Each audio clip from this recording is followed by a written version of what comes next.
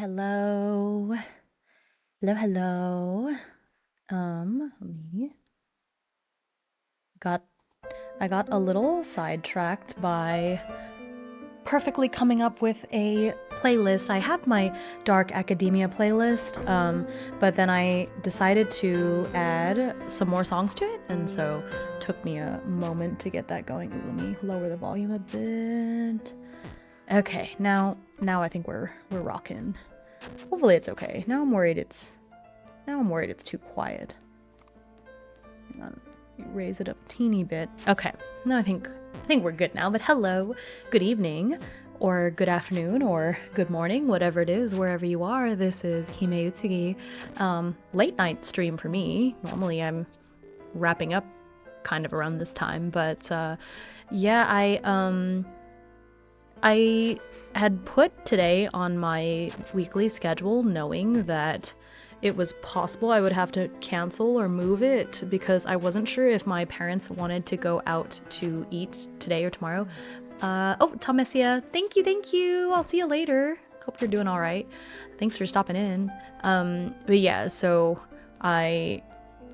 my parents are very last minute with things, and so I just didn't know ahead of time in advance whether they would want to eat out for my dad's birthday today or tomorrow. Turns out it was today, and I found out, like this morning. So, but that's fine. So tomorrow, I might do more night haunt stuff in the morning. We'll see. So it'll be a much earlier stream than usual. I'm like working out in the morning, so it might be in the afternoon because I have a thing.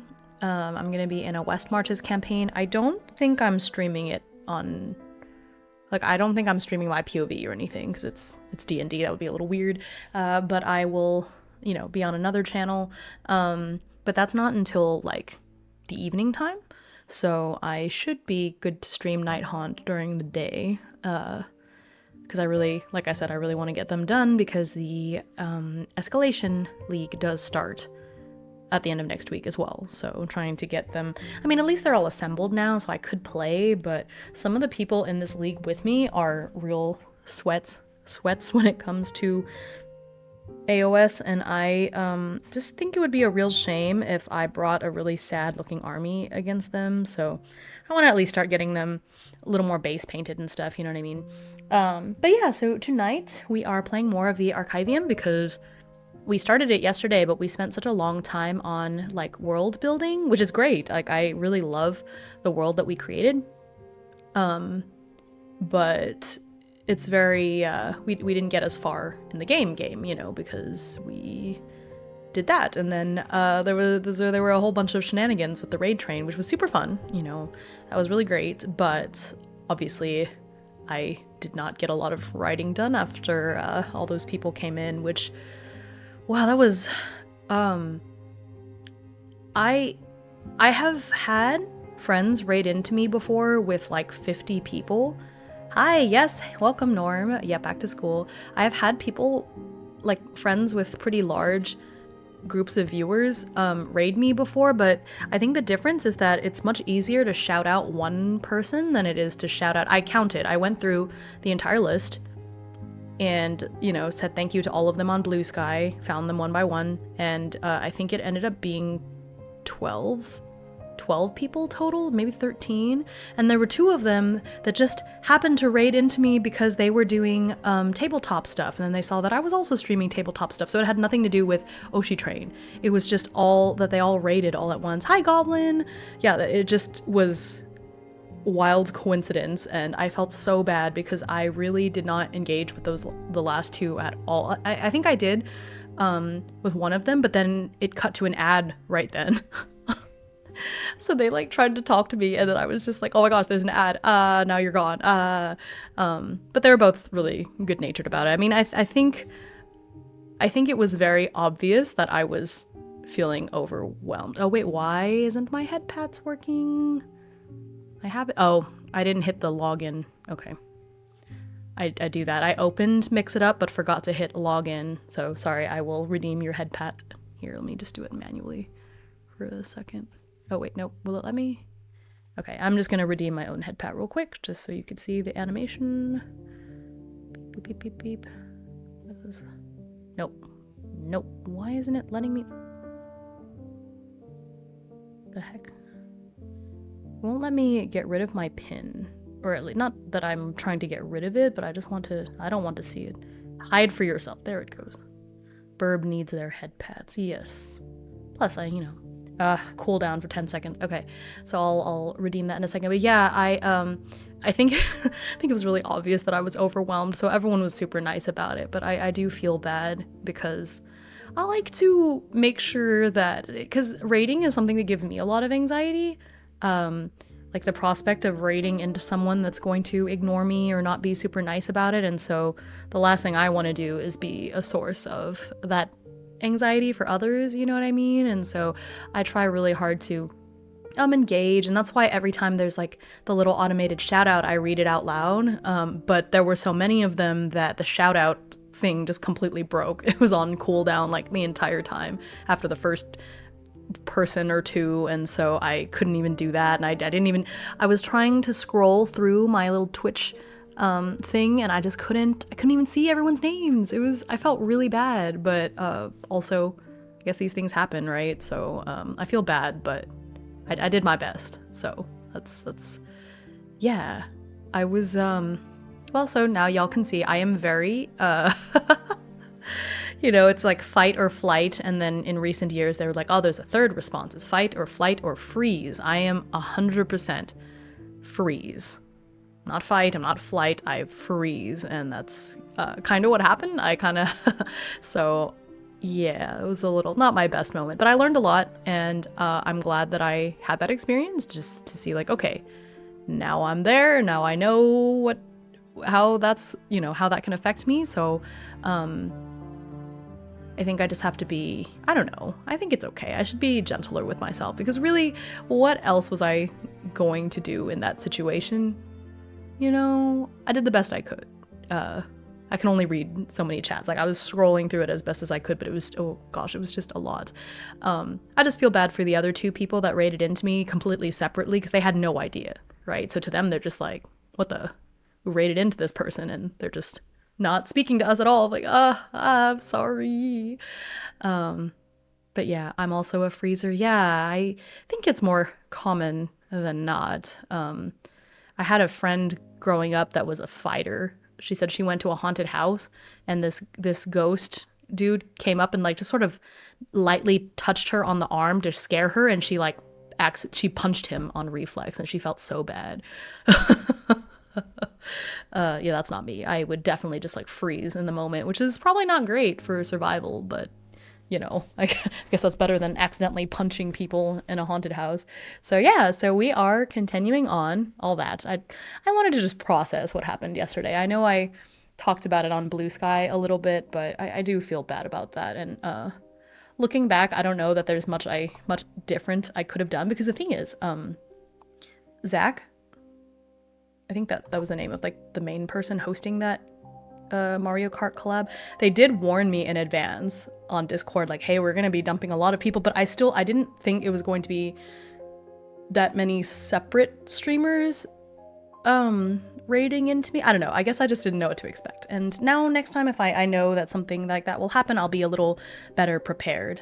And like if I'd known, then maybe I could have had like Goblin keep an eye on it and also help me shout people out. You know what I mean? I just didn't know. Neither of us really knew what to expect, and so it was a bit overwhelming. But that's okay. We'll do better next time. But it was really fun to participate in that, and I think it's still going. Actually, is the raid train still going? Because I think it goes through tomorrow. Let me see. I want to say it's still going. Oh, it might be over. No? Nope. Yeah, it is still going.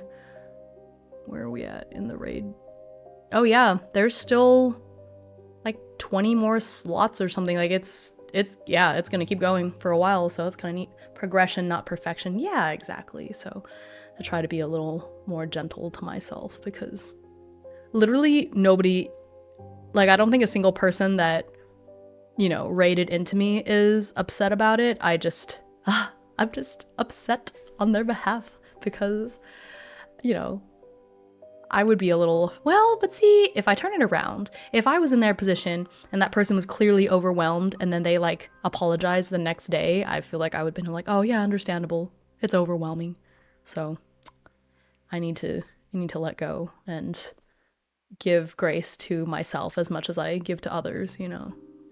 Okay, so anyways, this started a little bit later than I originally planned, only because I expanded my Dark Academia playlist, which is what this is. So I made this Dark Academia playlist that is stream safe. So it's 3 hours of moody, lots of piano, not all piano, but mostly piano, Dark Academia vibes.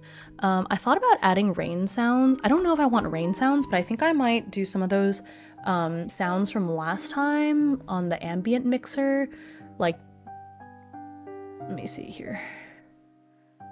I like this one. There's a few things I want to take out. Like there's like a crow cawing. I'm gonna take some of those out. Take that out. Take that. Actually, maybe I'll leave this one. No, because it's gonna mess with. There's another. Hang on. There's like people talking that I don't want that one. How do I? Paper shuffling, bird song. Oh, here, pub ambiance. Get rid of that. So now we just have the fireplace crackling. There's like a little chimney, a little bit of a wind blowing. Like I think this is the sound, right? I think this sounds pretty good. Yeah, what do y'all think? I like it. I think it sounds pretty good. Okay. Yeah, it's got some page turning. Yeah, and then it'll have my sounds from typing into Obsidian. Like I think this is it. This is the play. All right. So, we left off right here. It's a good vibe. Oh, good. Okay. Yeah, and it's late night too for me, anyways. I know it's like probably middle of the day for Yggdra over there, but I think it gives this nice, spooky, late night, dark academia vibe. You know, I think it'll be good. So.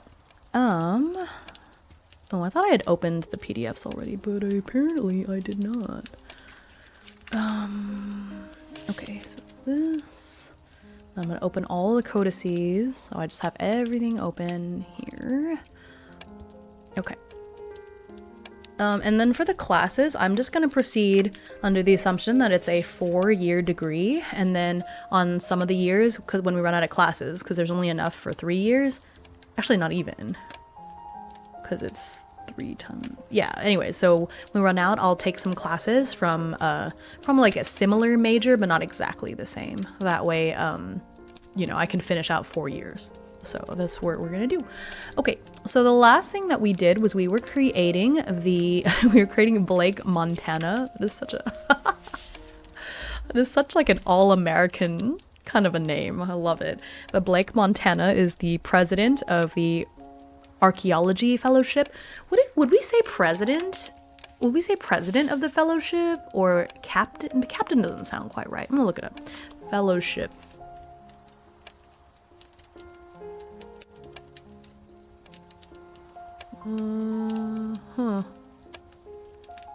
What is a?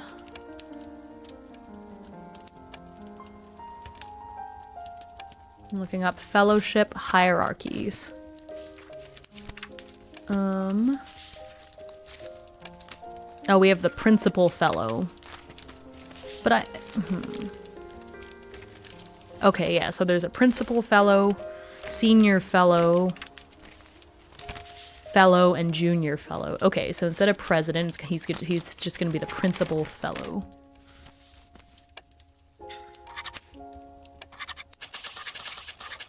That sounds so funny. Principal fellow. What a principal fellow, that guy. Okay. Thanks, Google. I think, yeah. Okay. So we had pulled cards, and that's what I got together. And wait, a fellowship is like a proper group thing? Yeah, there's fellowships. They're usually for research. Like my brother is applying to a fellowship right now, so it's a thing. Yeah, you can be a fellow. It is definitely a real thing. Okay. So, So we had finished this part and then I had to raid into the next person, so I didn't like flesh this out. So I'm just gonna write a little paragraph to put this together for Blake. Oh, I just realized hang on, the screen size is all messed up for some reason. Just realized, so. There we go. Okay. There, I can read more of the page now. Okay, so I'm gonna write my little paragraph to put all this together.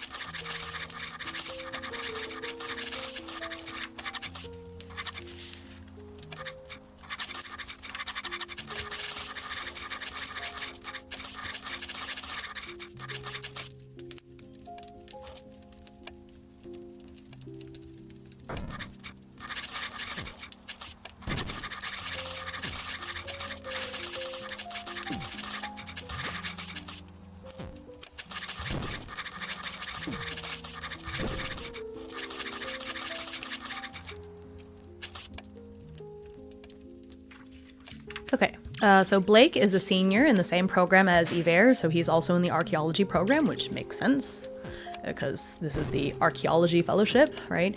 He is and one of the principal fellows of the archaeology fellowship. He is very clean cut, but his clothes tend to be very clean cut, and his clothes tend to be more practical, as if he's ready at a moment's notice to go out on a dig or examine some dusty artifacts.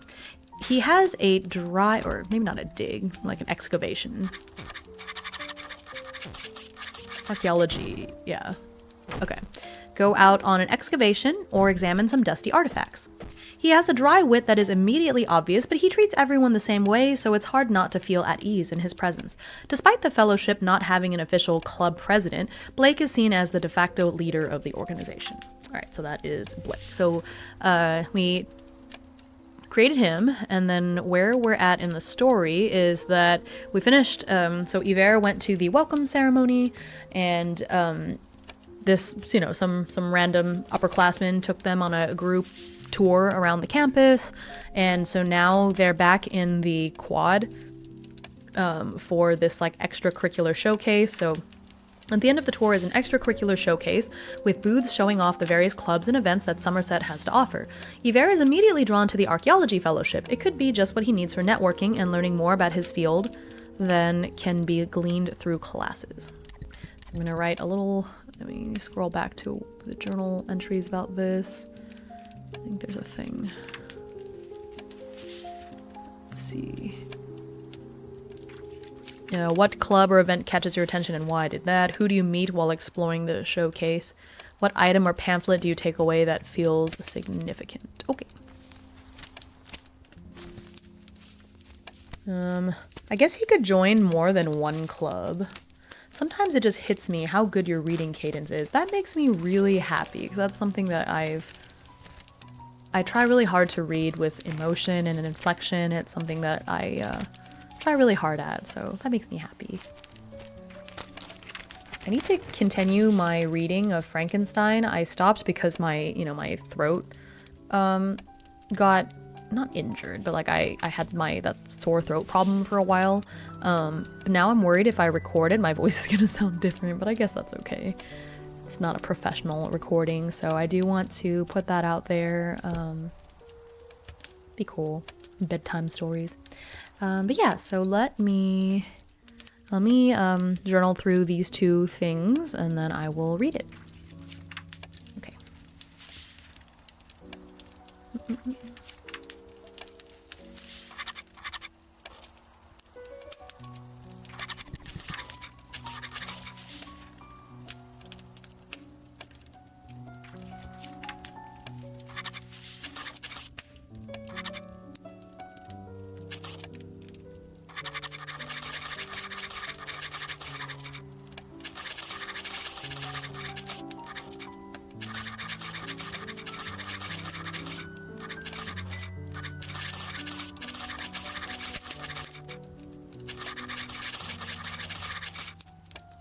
Not how you spell spiel.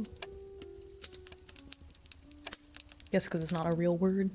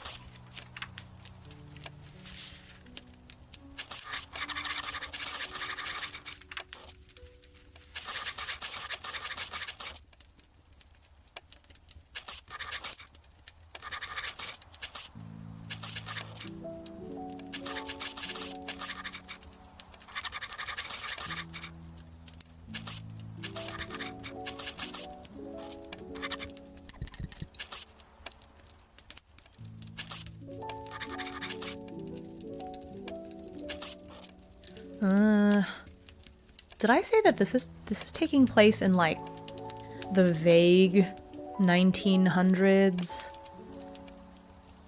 Like, I don't know exactly when. I don't want to do research, so it's like vaguely in the 70s and 80s ish, because I don't want there to be cell phones and computers.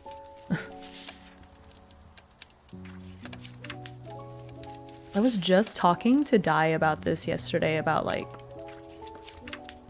how it's hard to reconcile. I think as a millennial, I think it's hard to reconcile reality with my memories of childhood sometimes, because I still remember nobody having cell phones. I still remember when the internet was like not really that important. And it's really weird how reliant we are on technology now, and I know it's something that happened gradually throughout my life, right? And my dad was a computer engineer, and so I think that I grew up with even more technology than most people my age, like, because I was on a computer coding websites and stuff when I was in middle school. But it happened so gradually that when I think about it now, and I think about how much I use technology, how much I look at screens today versus how it was when I was like 12, it's kind of wild. But anyways, so all that to say, I want this campaign to take place in a time before that, but I don't want it to have grounds in reality in the sense of like, I don't want to have to research who was president back then, what is the lingo that people use, because I was about to have this character say cool, and then I was like, is that really, I don't think that people said the word cool in the 70s, but I think it's okay that this is just like a vague sense of time, and it's okay if some of it is anachronistic, because yeah, I do not want him saying groovy or tubular, like no thanks. I'll just try to make it sound more sophisticated overall, because this is supposed to be like this hoity-toity school, but I don't, just know that this is not meant to be grounded in a specific decade. It's just, we're just gonna say that there's very little technology.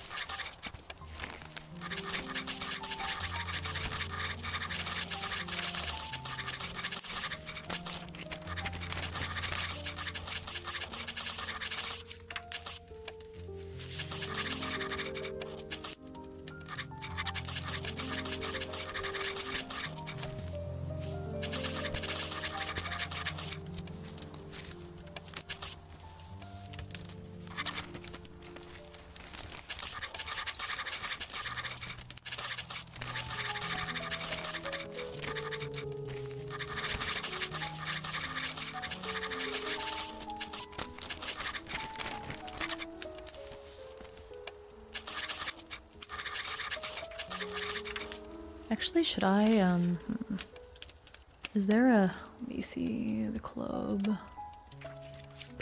I wonder if there's any other information about the club here. It's just a prompt. Excavation.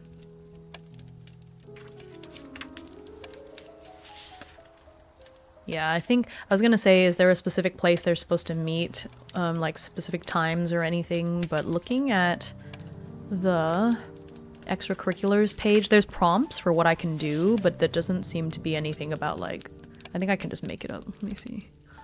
Extracurriculars. Participation is not just social fluff, it affects academic success, networking, etc., etc. So there's 3 different commitment levels. There's, which is kind of cool. So it takes up a different number of actions. But there's casual member, active participant, and obsessive commitment. I think he's gonna do active participant and maybe level up to obsessive commitment in like the later years, maybe. So,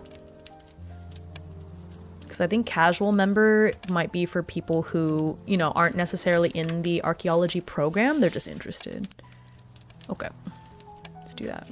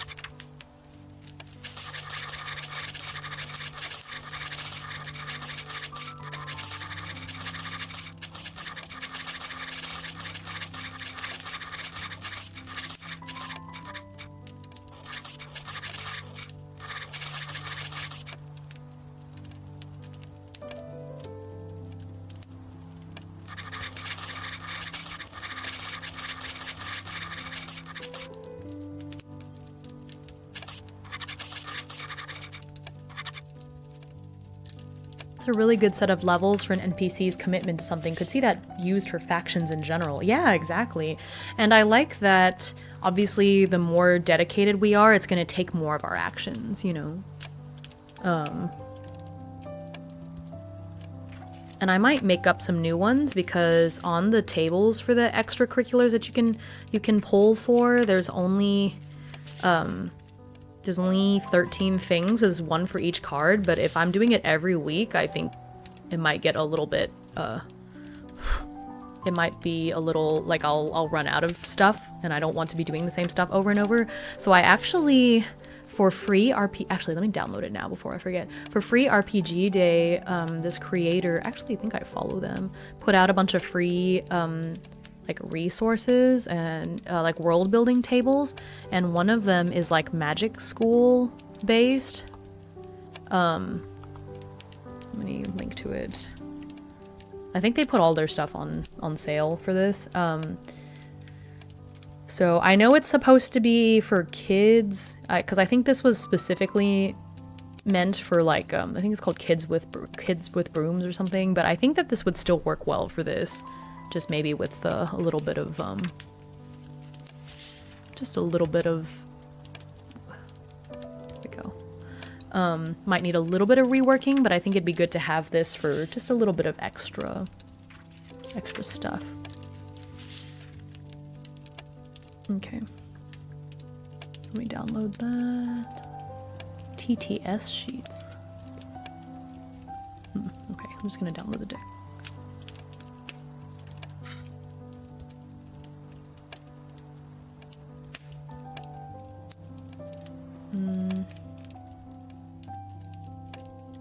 They're like a... I wonder if there's a,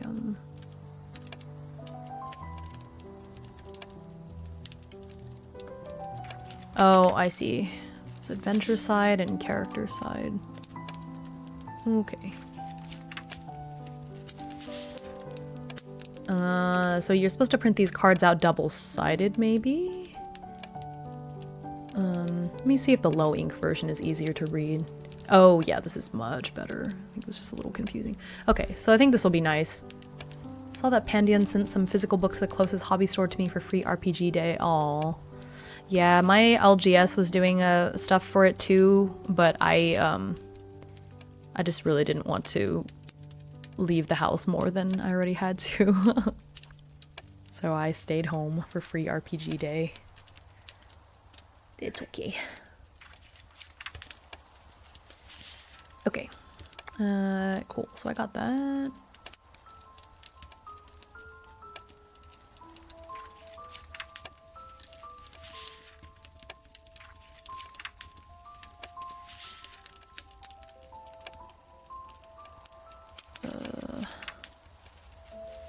Hang on, let me... give me 1 second. I got a relatively important message.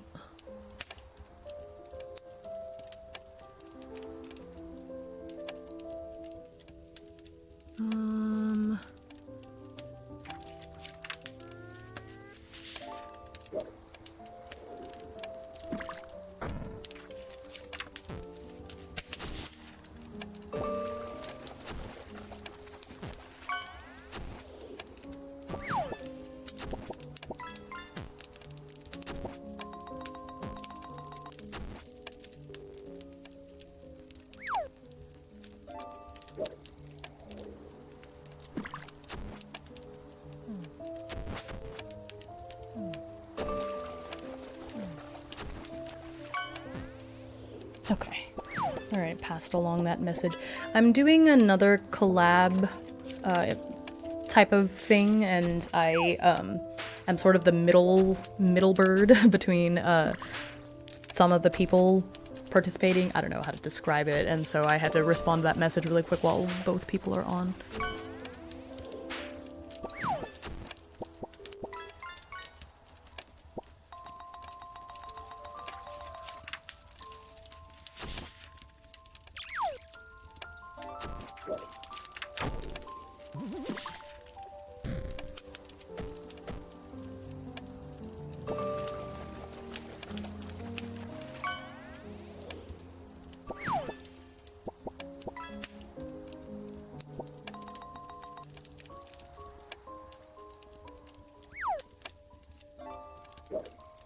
Hime is becoming popular. It feels weird.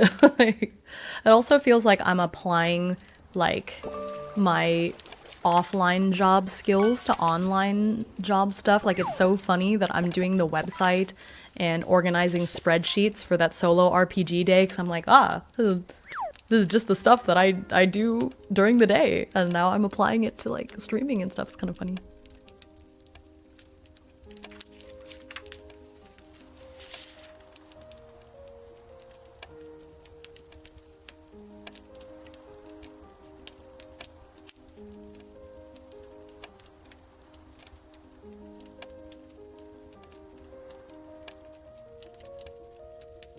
Okay.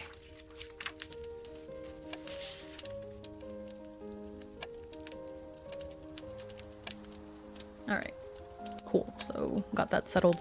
Anyway, yeah, so I think this deck will be good because it has some extra encounters, maybe. I don't know. I wonder if there's like a...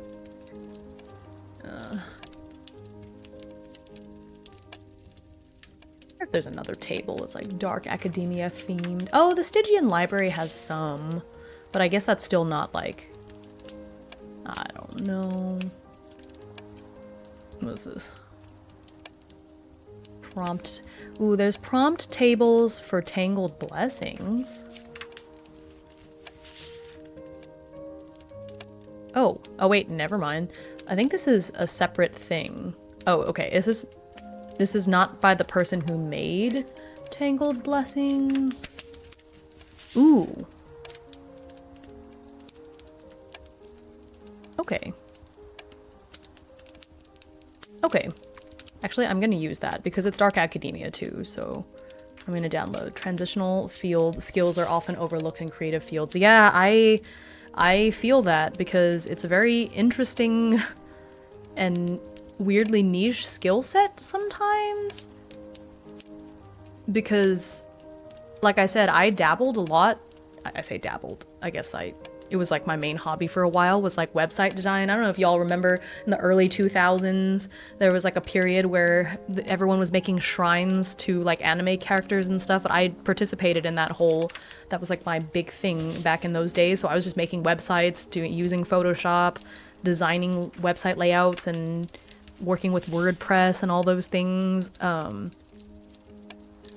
Yeah. So I don't know. Yeah, so I'm glad that I get to apply that skill set to something. It's kind of funny. Okay, pages. Here we go. I think I already have this, but there we go. So now I've got some more prompts that I can use, because I know Tangled Blessings has that same, it's Dark Academia. It's a little bit more magical, but I think it'll work. Are there tables? Just extra prompt tables that I can use. Magical mishap generator, specialized ingredient generator, potion generator. Is there not like a... They just said that there's... hang on. Sorry, I'm just trying to make sure that this is... Let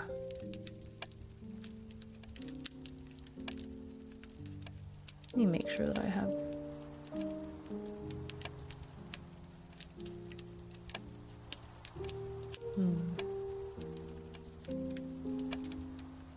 What is this?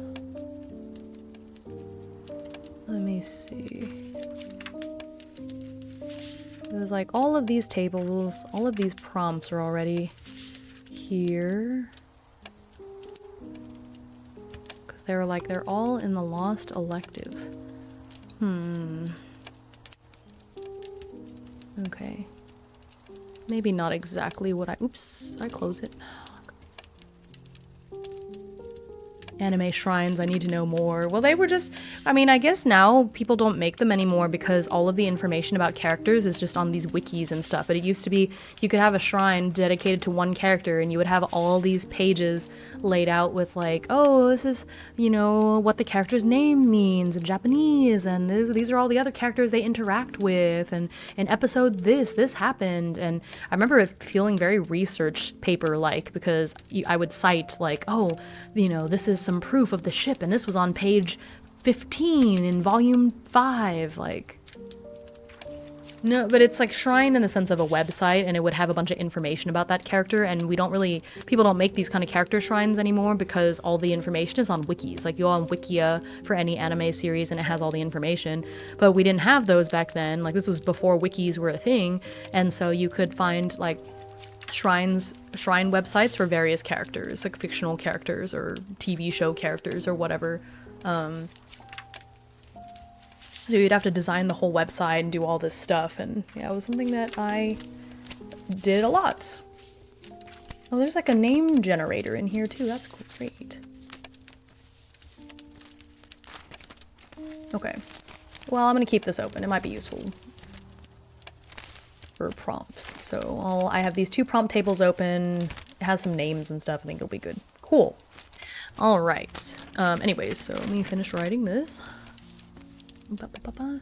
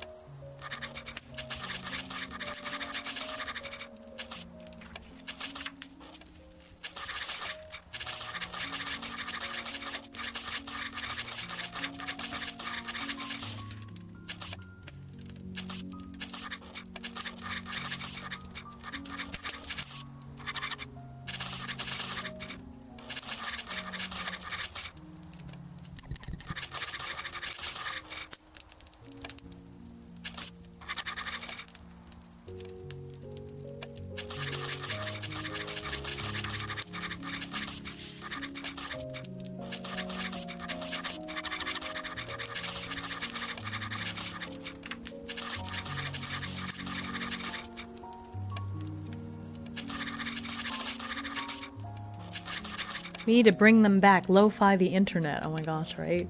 Kind of miss it sometimes. I don't know if I care that deeply about any character enough these days.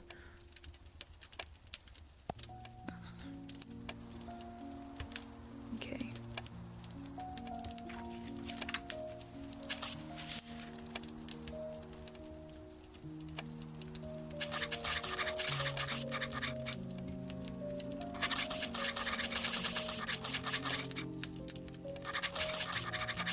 Do it with your TTRPG characters. Tumblr would love that. Oh my gosh, that would be fun. Just write whole journal entries. Kind of already do that, I guess. This would be fun to make a wiki for all my art, all my different characters and stuff. Okay. Okay, so I'm gonna read this part, and then we'll see if there's any clubs I'm kind of interested in. Yver is on the introverted side, so he hangs back while the fellows manning the booth give their spiel about what the fellowship is all about. When the speech seems to be winding down, he reaches over to take one of the trifold brochures on the table. Yver is absently reading through the descriptions when he sees a shadow looming over him, a much taller student. Interested in joining us, freshman? Yver looks up to see a blonde young man in khaki slacks and a white polo. It's immediately obvious from his posture that this is a person very comfortable in their own skin. Yver nods. I'm an archaeology major, so... Gotcha. Oh, did we say that Blake is supposed to be non-binary? Forgot. Okay. They are their clothes. As if they're... Fix it.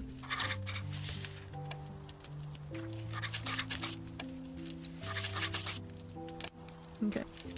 I forgot about that, so let me fix that.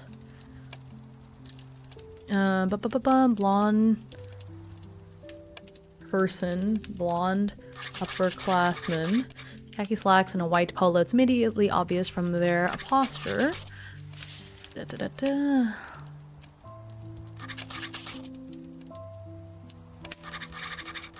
Okay, the upperclassman, gotcha. The upperclassman holds out their hand, which Yver shakes. The other student has a firm, confident grip. I'm Blake, one of the principal fellows. We welcome anyone who's interested, just know it's going to be a lot of work. We're usually out doing excavations in the evenings, especially on the weekends. Does that sound like something you'd be interested in? Freshmen can participate in excavations already? Yver didn't think he'd be able to do anything hands-on for a while yet. Well, don't get your hopes up too much. We won't let you handle anything delicate till you've proven yourself, obviously. But there's no harm in you coming along and observing or helping out where you can. Mostly the last part. So I'd be running errands. Yver inwardly sighs. Still, an opportunity is an opportunity. I'd be delighted to participate if you'll have me. Blake asks Yver for his dorm room number for easy communication and records his name on the fellowship roster. It's official. He's now a fellow. Okay.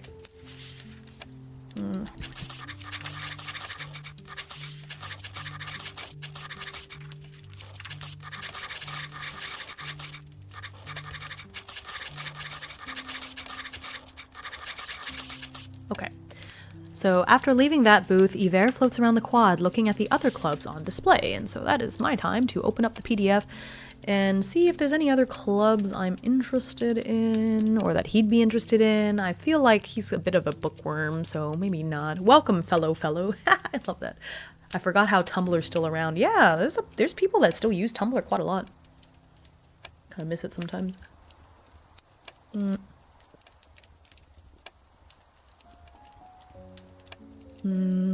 Chess and Strategy Game Society, lacrosse team, archery.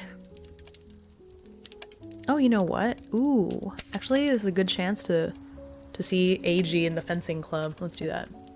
You can find some juicy TTRPG nuggets there. Yeah.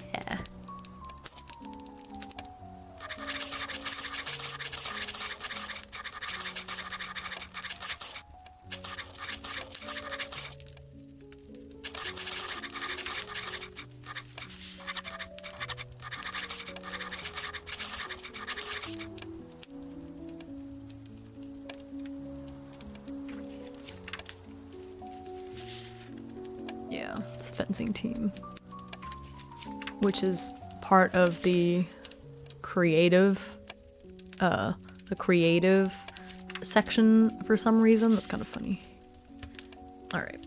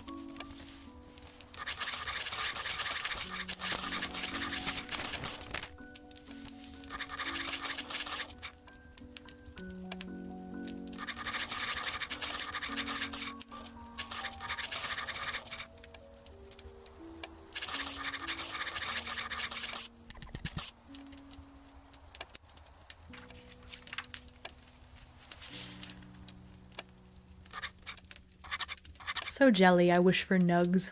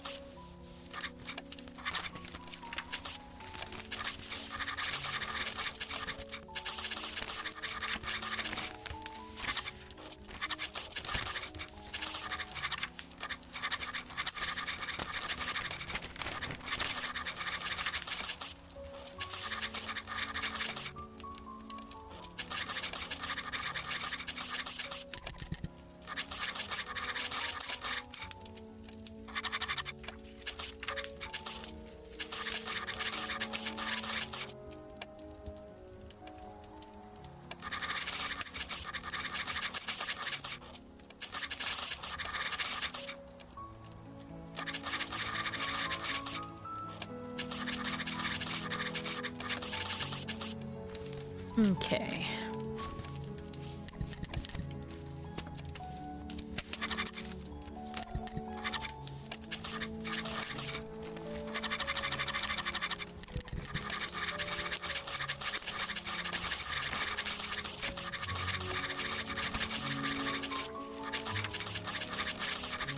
Okay, so let me read this section, and then I think we're done with this part. Okay. After leaving that booth, Yver floats around the quad looking at the other clubs on display. Nothing really catches his eye until he sees Eiji at the booth for what must be the Somerset fencing team. Despite only being a sophomore, Eiji is obviously at the center of the group. When he and Yver make eye contact, Eiji's mouth twists up ever so slightly. He gestures for Yver to come closer. Sports aren't really my thing, but not like I can just ignore my roommate. He decides to walk over to the booth. To his surprise, Eiji doesn't try to recruit him at all. How's orientation going? Did you find a club you want to join? I think so. I'm an archaeology major, so the archaeology fellowship seems like an obvious choice, right? Fair enough. One of Eiji's teammates elbows him in the side, and he sighs. Got any interest in fencing? Yver tenses. No? Maybe? I've never done it before. One of the other fencers chimes in. Most people haven't. Beginners are welcome. A stapled introduction packet is shoved against Yver's chest. Well, think about it. It's good exercise if nothing else, and if you were that winded by a few flights of stairs, it looks like you need it. Gotta get your stamina up for those digs, right? I'm studying to be an archaeologist. It's paleontologists who go on digs, Yver mutters. It's a common mix-up. Eiji rolls his eyes. Same thing. You're a somethingologist, right? Anyway, just give it some thought. He all but waves Yver away. Not seeing any other clubs that interest him, Yver leaves the quad, feeling a tad bit conflicted. Alright. Steam just informed me that my brother is playing Stardew Valley. That's interesting. Okay. Is fencing as cool as it looks? Ooh, thank you for the hydrate. Is fencing as cool as it looks? Yes, I would say so. It's pretty fun. It's also a lot of work. When I was an active fencer, I had to go to practice every day for... every day for about 3 or 4 hours, and then longer on weekends. So it took up a lot of my time. But it's, at least in America, the cool thing is that it's a pretty small sport, and so I have fenced against Olympians because there's so few people in fencing that when you go to national competitions, like, you could fence everybody. So like I fenced Olympians, my brother fenced Olympians, like it's not a big deal, you know what I mean? My brother, it's the funny thing is I was the one that wanted to do fencing. So my parents were like, well, since we're taking you to fencing practice, we're going to assign your brother up. So we only have to drive both of you to one place. And he ended up getting into it way more than me, to the point where my dad was considering moving our whole family to Oregon, because Oregon is where, I don't know if it's the same now, but at the time that's where all of the best like fencing coaches and fencing resources were in Oregon. And so my dad was seriously considering moving us all to Oregon to like further my brother's fencing career. Stuff happened and it didn't work out, but he was, I don't know, I feel like if he had stuck with it for a little longer, he could have been an Olympian. We were competing in junior Olympics and stuff, but dang, another life. There's another multi-universe somewhere where maybe one or both of us did that. It's a wild thought. But yeah, so that's part of why I chose for Eiji to be a fencer, even though I feel like being an archer would have probably suited his character more, because I just know a lot more about fencing, and I like the idea of Eiji being this, like, troubled fencer. Only few can grasp the art of fencemanship. You shall face the champion among first. Also because there's not many of us, so yeah. It's an expensive sport. And the nice thing is most clubs, when you join, they provide, like, they kind of lend you all the equipment. So it's not too much upfront depending on where you live, but if you get really into it and you have to buy all your own equipment, the stuff is expensive. For competitions, you have to buy a lame. It's like the upper, kind of the robe part, I guess, on the upper part of your body. And lames, you have to get a lame that has your last name on it, and those are pretty expensive. And the thing with the lames is nowadays in modern day, the lames are made out of metal. So when you fence each other, you're hooked up to this machine. And so when your opponent touches you or hits you with their sword, it conducts the electricity through your lame into the machine, and so the machine registers like, oh, you were hit, right? And so that's how they score. And over time, if you keep getting hit in certain spots, your lame develops these like dead spots, so you have to like pretty regularly replace the lame, because you can't fix it, because it's just a bunch of teeny little wires, right? You can't just fix it, you have to just buy a new lame. And those are, I don't know how it is now, I'm sure it's even more expensive now than it was back then. But yeah, everything is so expensive, and getting a mask that fits you well is expensive. The best ones are expensive. Everything is expensive. The fencing blades are expensive, and I fenced saber, and so I feel like that was better because our sabers didn't get broken quite so easily. But if you fence foil or epee, I feel like it's so easy for those things to like snap because you're poking people and it's so bendy. Like, I don't know. I feel like one of my best friends at the time fenced epee, and she was having to buy new epees all the time. Lemme need more money. Oh no. That was funny. I regret that was so bad. No, it made me laugh. But yeah, it feels very like in another life when I think on it. It was a lot of conditioning. I remember having to run a lot. Yeah. It was a wild time. It was such an important part of my life, and now I don't do it anymore. I quit when I was in high school, like towards the end of high school. I quit fencing because I needed more time to study for like, I don't know, exams and all the other stuff that I did. Okay, I miss it sometimes, but I am so out of shape for it. I would have to do a lot to get back in shape to do it, and you know, I'm not young anymore, so. Okay, so I think I'm done with that part. Ooh, seeking. Okay, so that was the extracurricular showcase. We're gonna go on to the next page and see. Cool, we got 2 solid NPCs. I feel good about this. Okay. Yeah, now we have the dormitory icebreaker. I think this is going to be on the next day. Okay, so it's been 3 days. So I think all of this should be before school actually starts. So this is like the before school starts. I think the point of the actions is to just know like this is how many hours we spend on those things, so I don't know, 2 hours at the showcase? That's wild. I don't know if he spent that long, but cool. Yeah, it's 5 hours. So let's say this is day 1-3 now. Okay. Now we have the dormitory icebreaker. Oh my gosh, there's still so many.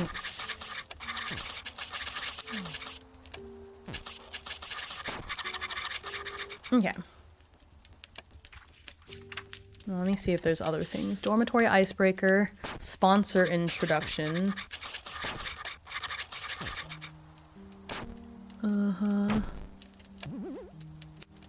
Oh, yeah, so this has to do with the society. Yep, okay. Yeah, so I think this will all be day 3.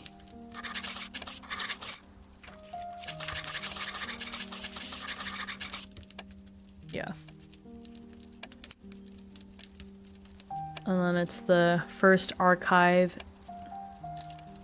shift.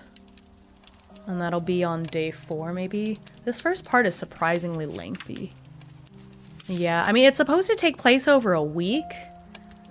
So I'm just trying to, I'm trying to kind of spread things out. But I think it makes sense for these things to be together. So like the welcome ceremony, campus tour, showcase. And then I think the dormitory icebreaker is here. You know what? Actually, I think that should be 1 full day. And then the next day, so 1-4, we'll have the sponsor introduction and the society initiation. And then 1-5 is going to be the first archive shift. Because that's a lot. And it says finish off your first week, but I don't know if there's like weekends per se. But if I do this, then that's 5 days. So if I say that this is Monday, yeah.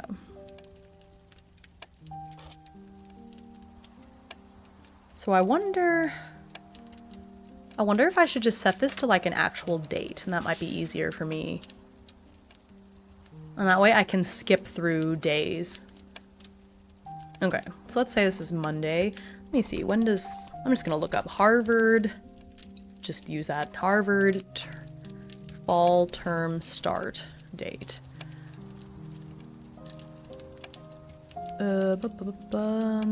September 2nd, according to Harvard University. Was when fall term classes begin for all students. Okay, I'm going to use the calendar from 1975, even though I don't think the game is going to take place in 1975. But I just want there to be some sense of like, yes, this is the way dates are. That way I can have a calendar to set for like, this day is this day of the week, just for consistency. But I am not saying that the game actually takes place in 1975. I'm just gonna pick it.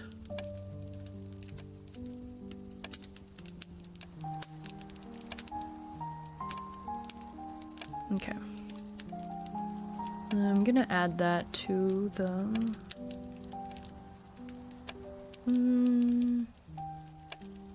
maybe the gameplay notes. Cool.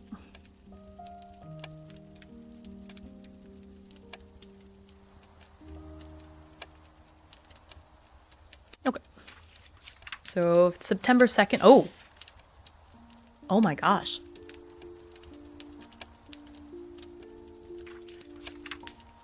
Ooh, what the? So when I Googled when the Harvard fall term starts, it said for this year, for 2025, it starts on Tuesday, September 2nd. It just so happens that in 1997, September 2nd is also a Tuesday.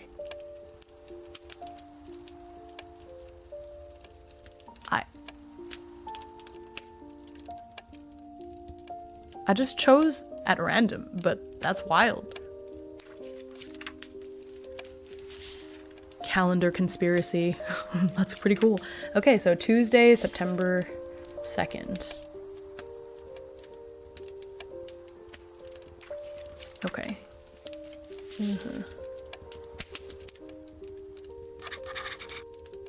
Oh, but then this should be happening the week before, because that's when the term actually starts. So let's say this is August 25th.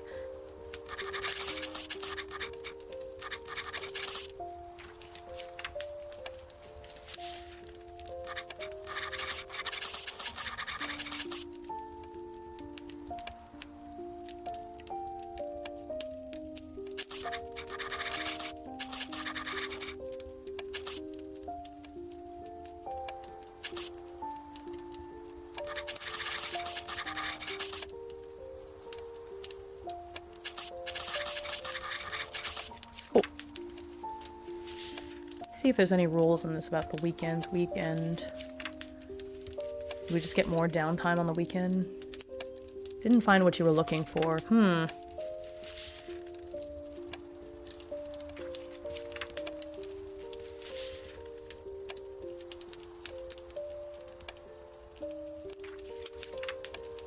There's nothing in here about what happens on the weekends.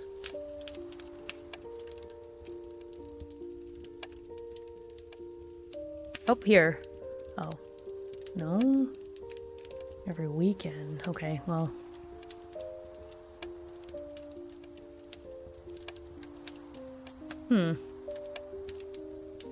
Everyone's sleep in their room on the weekend. I just feel like there should be something on the weekend, you know what I mean?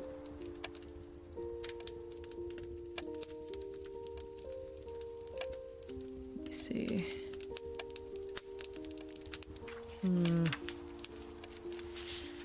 Shifts, okay. Downtime, expanding world, long game, influence. I'd pick up a book. I'm gonna say that we just have more downtime on the weekends, because that makes sense, right? There's nothing in here that explicitly says that, but like normally it you would think, right, that, let me see, downtime. Downtime occurs from noon to 6 p.m., which is 6 hours. I feel like we should have that downtime. So, okay, let me see here. What does it say?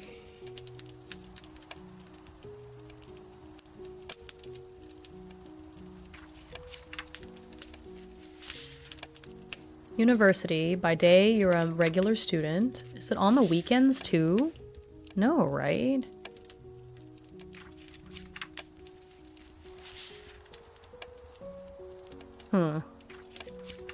Yeah, there's nothing in this rulebook that talks about what you do on the weekends, but surely we don't have, like... Oh, you know what? Maybe, so there's this other, like, love and loathing section that has, like, relationships evolving over time. I need to use it.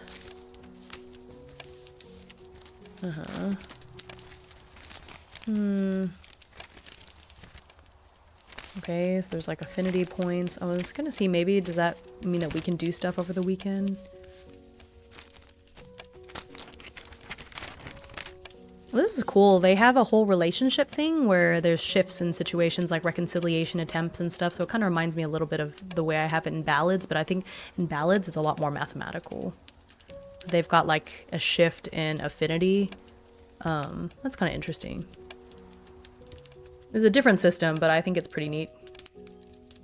They have it from Vengeful Foe. So everything is on the same tier. So it goes from Vengeful Foe to Devoted Ally. It's kind of neat. In ballads, we have 3 different systems based on like, is it romantic, platonic, or antagonistic? I just love seeing how other games handle it, but I think this affinity system is pretty cool. See, what is this? I'm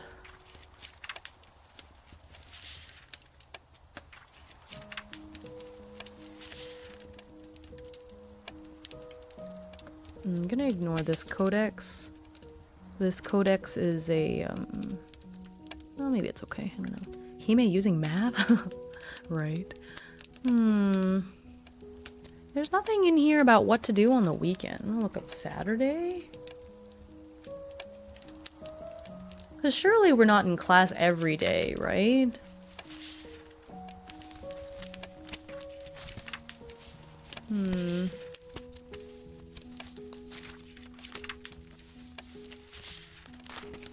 Daylight hours of your academy life. Okay. I'm just... This is how I'm going to do it. Because I think it makes sense. And I'm going to put this in my gameplay notes. Because it's not there. I'm trying to ask the creator questions. So we'll see. And if it turns out... I don't know. But also, this is just my game. This full-time, full-life student. It just would feel really weird if we were still going to classes on Saturday and Sunday, too. Because that just doesn't feel realistic. So, okay. Alright, so I'm going to say this afternoon and weekend. So we'll just have more time.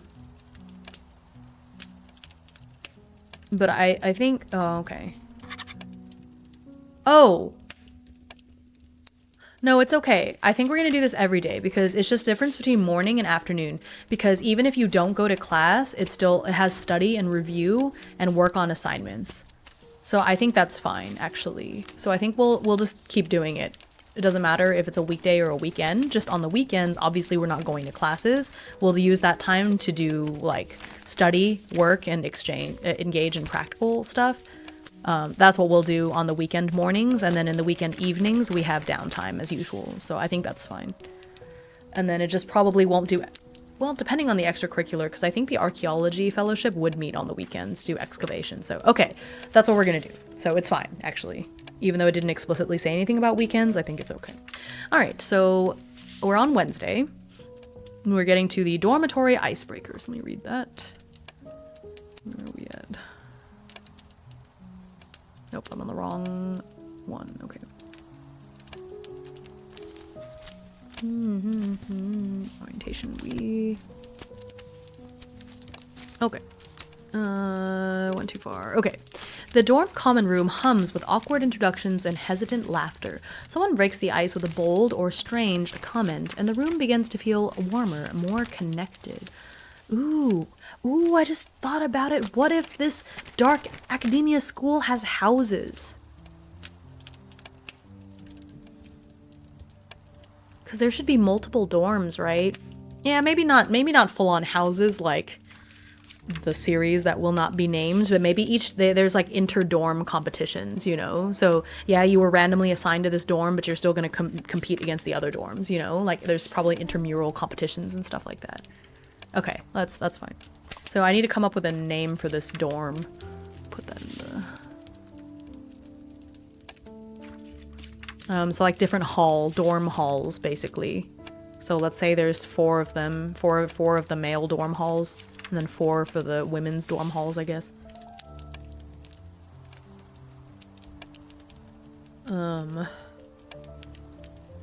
Yeah.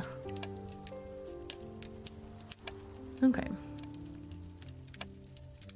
Okay, actually, I never filled this in. Okay, let's see. This has... so this Tangled Blessings generator has a lot of these, like, cool surnames, and I'm just going to try to roll for one of those, I guess? Or maybe I'll just pick one that sounds cool. Okay. Oh, Parish. Okay, Parish Hall.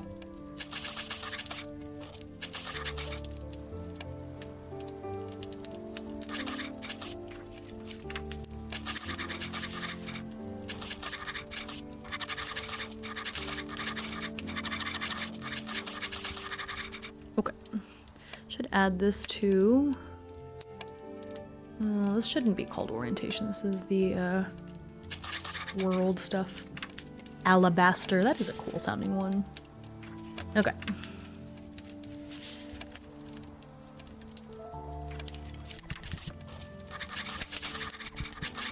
Maybe it's 3 and 3.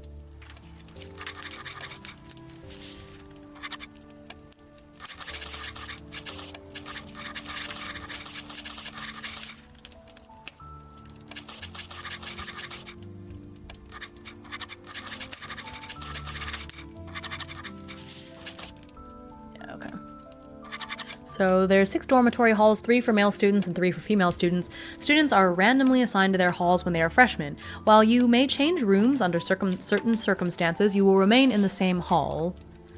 Even so. The 6 dorm halls compete in intramural events against each other. And the rivalry is encouraged by faculty.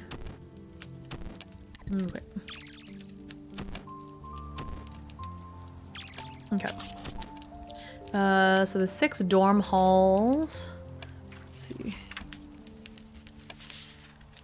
I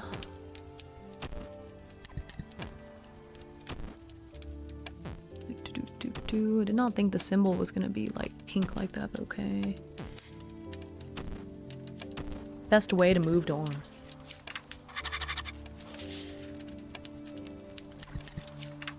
Okay, there we go. Alright, so we have Parish Hall.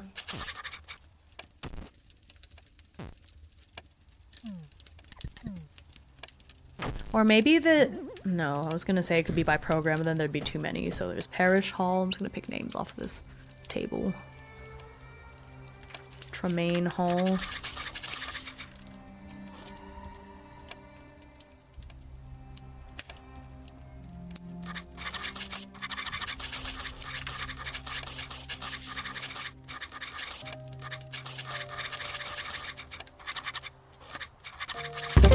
Whoa, goodness. Whoa, thank you. Those Twitch alerts freak me out. Thank you so much for the follow. Your charm just rolled a natural 20 on following us. That's so funny. Thank you for the follow. Oh my gosh, 430. Thank you, thank you. Welcome in. I was jump scared. That was really loud. Can I... What? Can we... Actually, is there a filter? Oh, there is a limiter. Okay, so never mind. It probably capped out, so it wasn't too bad, right? Just jump scared me. Okay. Yeah, so I think it's just randomly assigned, and so you just feel camaraderie with the people in your dorm. Okay, Blackburn, Marwood.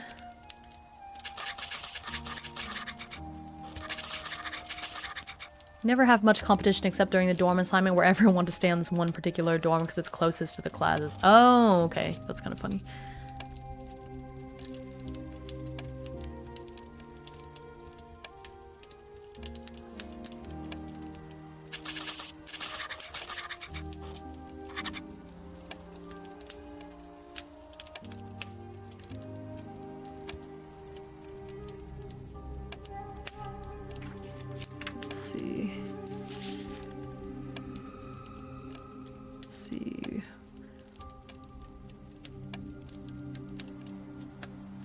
Willoughby, Murdoch.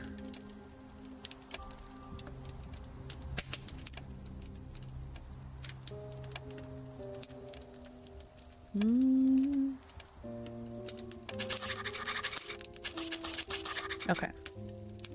These are the 6 halls. Can I not add that? Okay. Parish Hall, Tremaine Hall, Blackburn Hall, Marwood Hall, Fairchild Hall, Willoughby Hall. Yeah, I think this is cool for the legacy aspect, because if I end up playing this again, I could, you know, use the same school and just have a new character, you know, so I can keep all this world building the same. It's kind of fun. Okay. Maybe. Okay.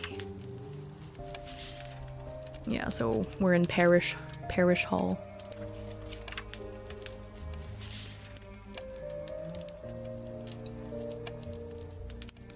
Okay. Let's see here, so... Anyway, the dorm common room hums with awkward introductions and hesitant laughter. Someone breaks the ice with a bold or strange comment, and the room begins to feel warmer, more connected. You feel free to use this time to meet some more dorm residents and build your network of NPCs, or play around with some of the dormitory residence hall downtime prompts.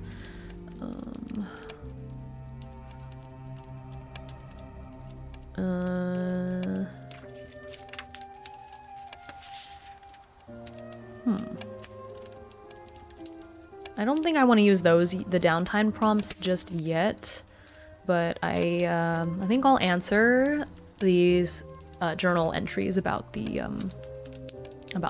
icebreaker.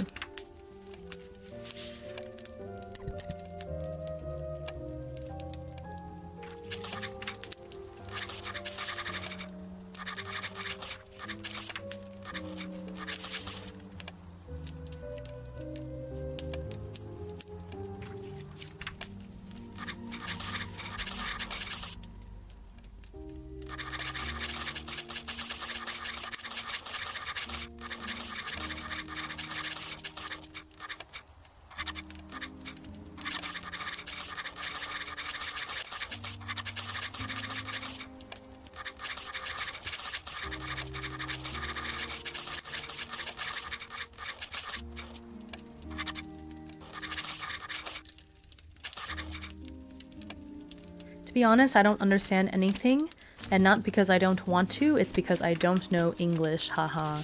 Oh my gosh, well thank you for coming in even though you don't understand English. That's really sweet. You can, I guess because I have subtitles, maybe you can translate the subtitles somehow?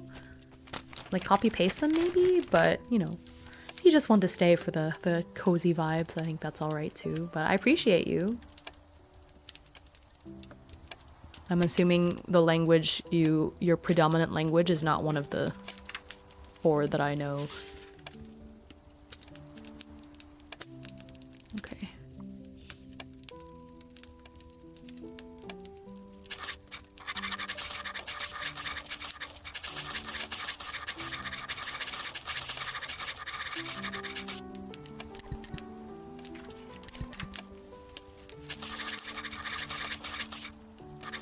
Is it a dorm?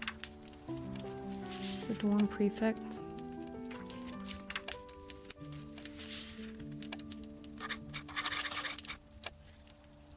No, do you have prefects?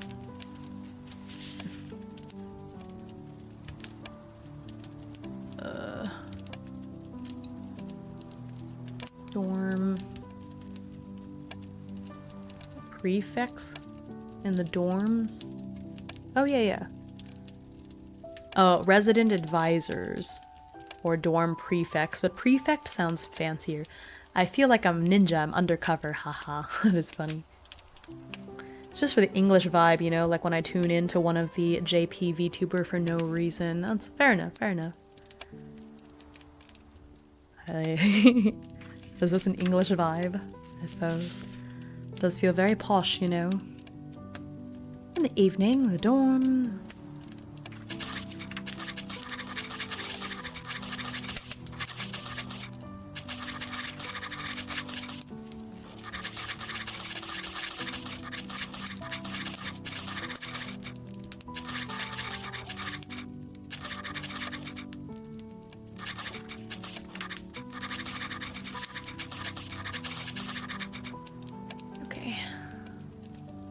And, well, I have been told that I am pretty easy to understand. I tend to speak a little bit more slowly, and I do have subtitles, so maybe my streams are good listening, who knows. Okay. 6 Somerset Halls.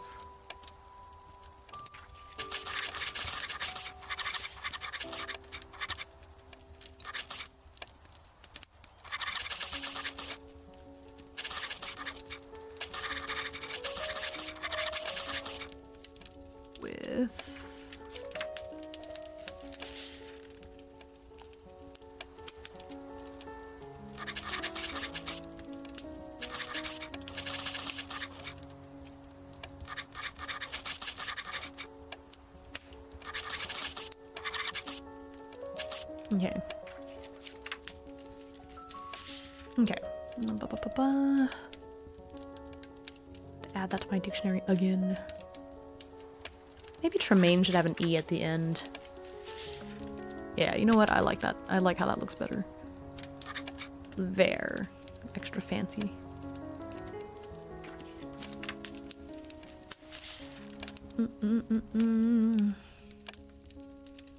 Okay, what else does it say?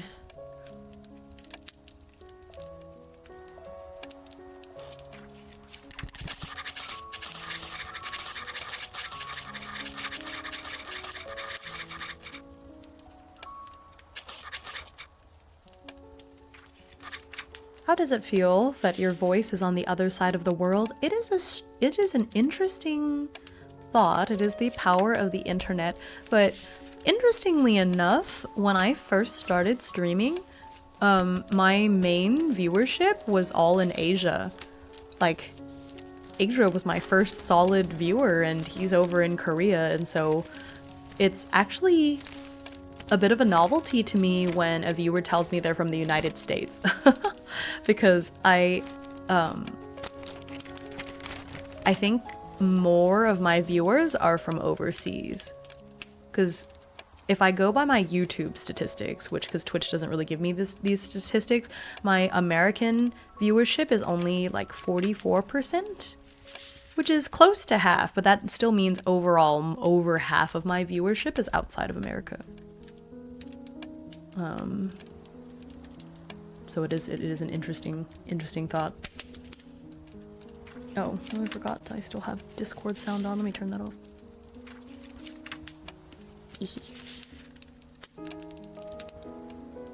Okay.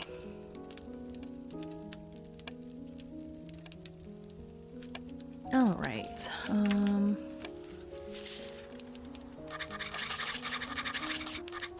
Oh, that's cool. Yet still maidenless though. Yep. A lot of that may have to do with the times you stream and upload. Yeah, that is true, because I tend to stream at night. In my time, which is, you know, afternoon somewhere else.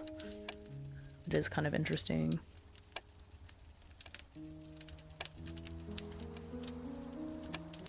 Yeah, I don't have a lot of friends and viewers that are in my own time zone. That's interestingly enough. Okay. But, you know, I got a day job. I can't really stream earlier. I do sometimes, but not as much as I wish I could. But that doesn't make sense. That doesn't make sense to me. Because, like, this is the middle of the night in Europe, you know what I mean? My normal stream time is like 2, 3 a.m. in Europe, and Europeans still watch me somehow. So, I don't know. It's interesting. We'll never know. Okay, well, there's another person messaging me about that collab. I think they did not read what I wrote. That's okay, I'll come back to it later. Okay. Nocturnal bird streamer with morning birds viewers. Yeah, right? That's interesting. Because, like, for example, it's, usually my stream time is in the morning in Korea. You know, like, there's so many times Yggdra is just at work, like, ooh, here, I'm watching you on my lunch break, you know. Poor Shop having to do late nights sheep things. I know, right? Yeah. So it's interesting. I don't really know quite how it works because, yeah, I don't know, but it's an interesting feeling. It does make me feel very, like, international famous. It is kind of funny. I appreciate it. No matter where you're from, I'm glad that you're here.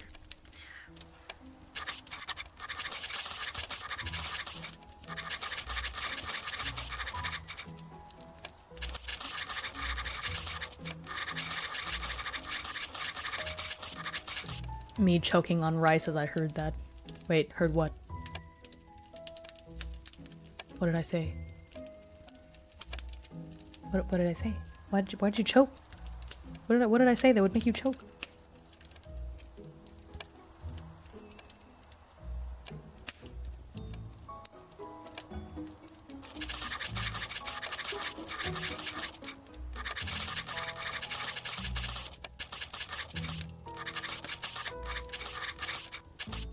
Castaneda, right? Is that how you spell?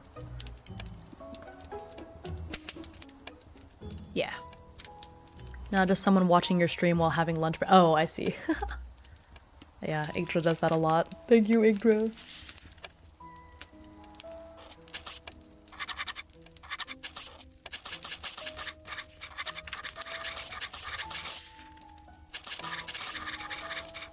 My friends call me weird because I like content from people who speak another language more than my own. Haha. I understand. Although, I don't... Ooh, I actually just took some water, but I'll sip some more. Thank you. I guess I've never watched a stream in a language that I don't understand because I watch a lot of Japanese VTubers, but I can understand what they're saying, so... I think it'd be nice and relaxing though, especially if you just want some background noise while you're trying to be productive and working on stuff, you know? Then it wouldn't be so bad. Because then you could put me on in the background because I've got this nice relaxing music, and then you can work and you just sort of hear me talking, but you don't have to focus so hard on what I'm saying if you don't fully understand, you know? Maybe it could be. I should look into that. Because there's a couple of Korean VTubers that have really nice voices and stuff. That'd be nice to have that in the background. Like, I cannot understand a word of what they're saying, you know? I listen to non-English stuff to fall asleep almost every night. Yeah, there you go, see? That makes sense. Yeah, I've never thought about that, but that's such a good idea, actually.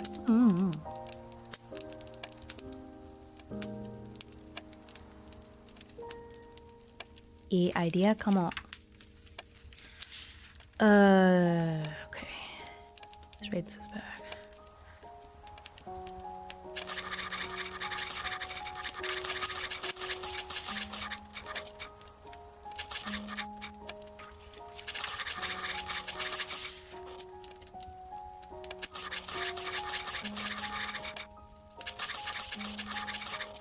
You ever dream in a different language?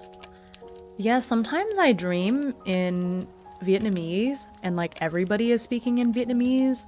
So I have to hear, you know, people who normally don't speak Vietnamese at all speaking in Vietnamese, and it's really like it's those moments where I realize I'm dreaming, and I have those inception moments where I'm like, this is a dream because so and so doesn't speak Vietnamese. But yes. But it doesn't happen. So the thing is, I don't remember the majority of my dreams. Like in a month period, I might remember one dream. Generally, as soon as I wake up, it's gone. Especially now, like I think I remembered my dreams a little bit better when I was younger, but ever since college, I basically do not remember any of my dreams. Even if I wake up suddenly, I might remember it for a moment and then it's gone. But especially when I wake up naturally, like this morning, for example, I don't recall a single detail of what I dreamed about. That's why I saw this, I think it was a solo TTRPG, that it uses your dreams to influence what happens in the game, and I was like, man, this looks so cool, I cannot play this game, because I don't remember any of my dreams at all. We need to bring back Dream Journal. Actually, maybe solo TTR. Yeah, no, that's what I just said. Yeah, it's already done. It looks cool. I think I linked it before to find it. When I traveled to the United States, I got lost and people didn't understand me. Literally, I was a mime. Oh my gosh. Is that before phones? Because I feel like with phones now, you can at least use Google Translate. Because that's what I did when I was in France. I was like, type in. I'm just like, you know, at a restaurant in my broken French. I feel like it's easier now.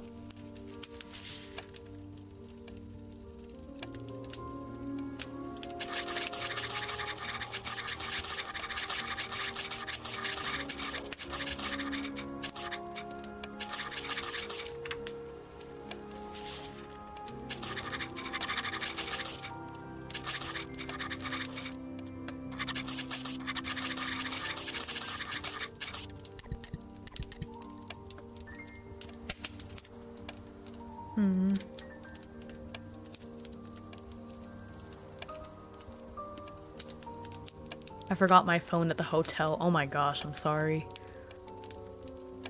Bad luck.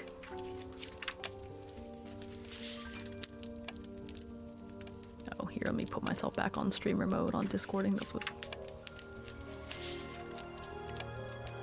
I turned it off for a second, but now I need it back.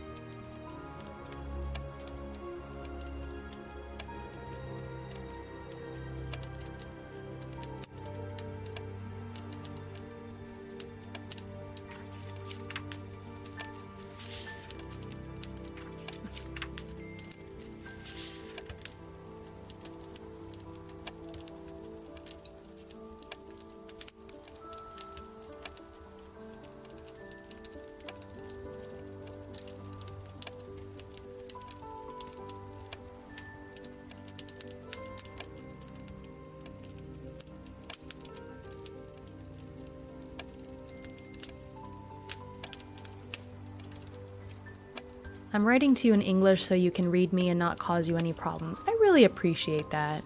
Thank you.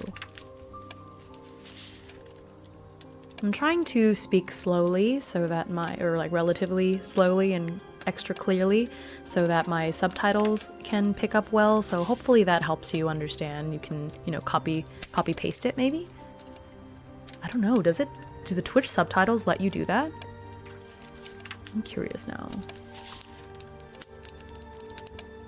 Let me check my stream manager. Oh, actually, I guess the stream manager doesn't show the subtitles. Hang on. I have to go to my actual channel page. Now I'm kind of curious about it. Oops. Oh no, it doesn't let you do that. Oh wait, let's see. Captions.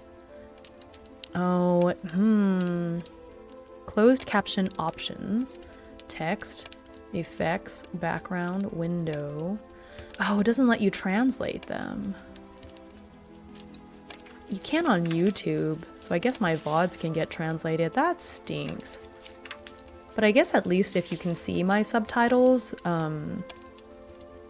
you can copy them into there should be some way to auto-translate them somehow. I'll look into it because I want everyone to be able to understand me if they want to. Hang on. Twitch, captions, auto-translate. Adding live subtitles. Oh, this is separate. Oh, there. Ooh.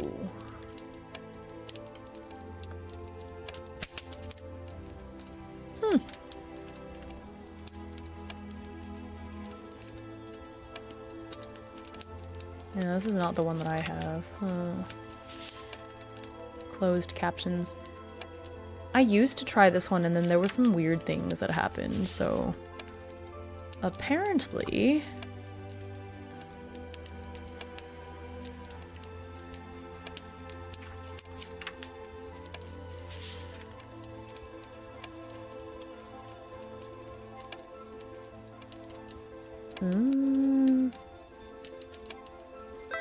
Ooh. Maeve Undead is raiding with 9 froggos. Thank you so much for the raid. Maeve Undead is your go-to undead witch for cozy chaos and top-tier gaming.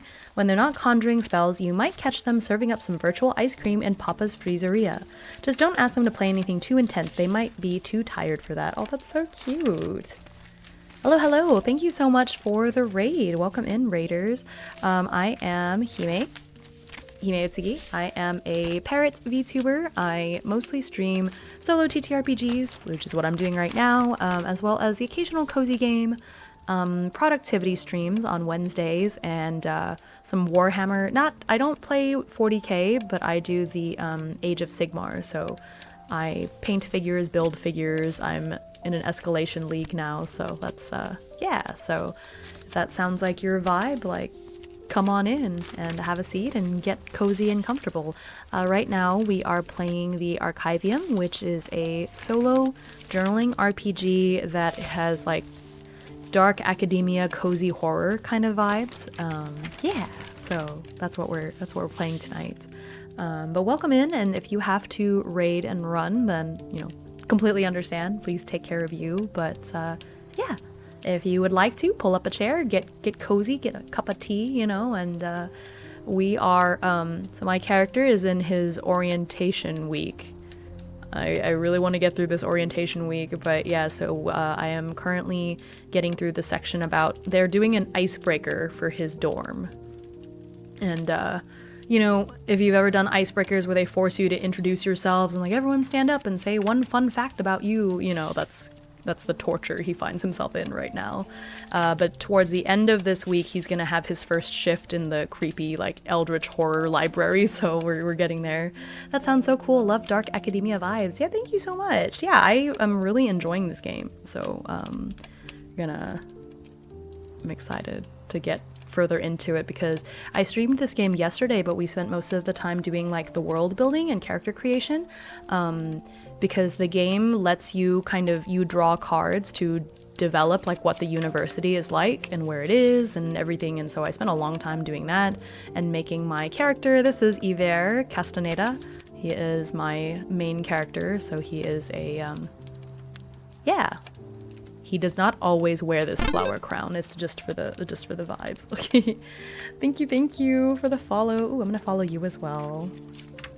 And I see Mary. Hello, Mary. Oops. Oh, I did not mean to click into your stream. Okay. It's gonna make too much noise. Okay. I think that, oops. Well, I'm trying to follow. Is it gonna let me? Maybe I'll just have to click into it. Oh, there it goes. Oh, I'm already following you. Wait, no. There. Hey, yay. I think I already put in the shout out. Oops. There. Yeah, isn't he so cute? My baby. Oh, posture check. Actually, my posture was pretty good. Surprisingly.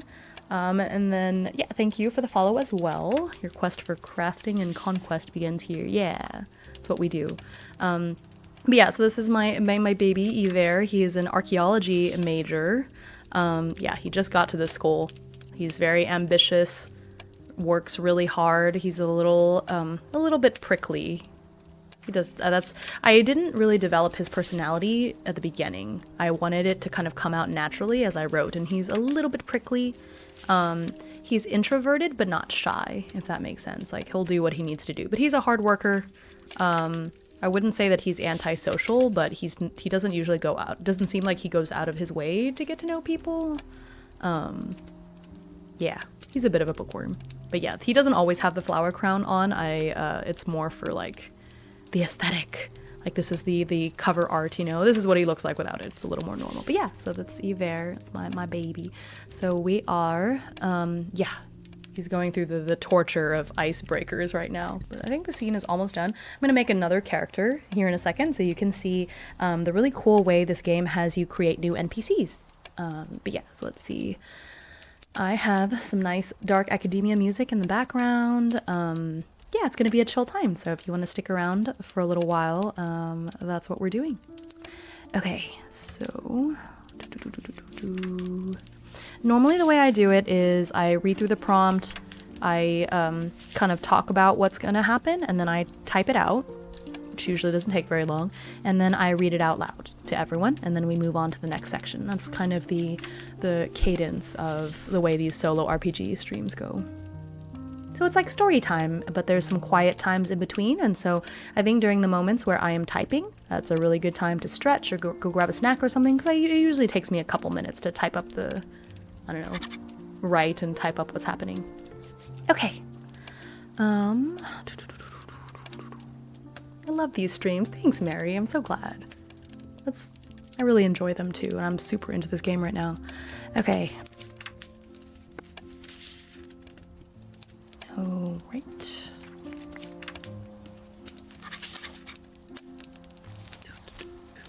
Oh, what was that? That was a strange noise. I don't know if y'all heard that. That was weird. Okay. It's in the same... it was like a strange beep. I don't know if y'all heard it, but I heard it, and it's in the same key as... fun fact, I don't know if you guys know this about me. I don't know if I've said this on stream before. Fun fact, I have perfect pitch. And anyway, that strange beep that came on just now is in the exact same key as when I'm at work and they have to page you from the front office. It's the same dun, dun note. So I had a moment of like, oh my god, the office, what do they want? And then my thought process was like, no, wait, it's summer break. Wait, I'm at home. The office cannot page me when I'm at home. Like, well, we know it wasn't the beep of a smoke. Oh, no, not the smoke alarm. We're working on it. I promise we're gonna get one. Ugh, that's so funny. Okay.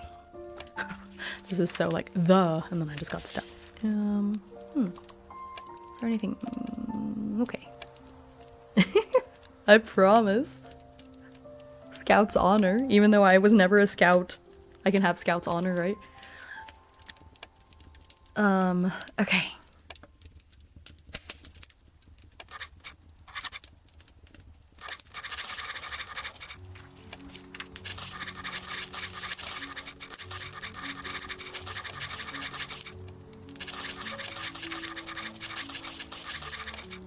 Don't want to go to office, work from home? How about office go to you? Oh my gosh, it's like it's the opposite of remote work, right? That's so funny. Imagine. Door-to-door office. That sounds terrifying.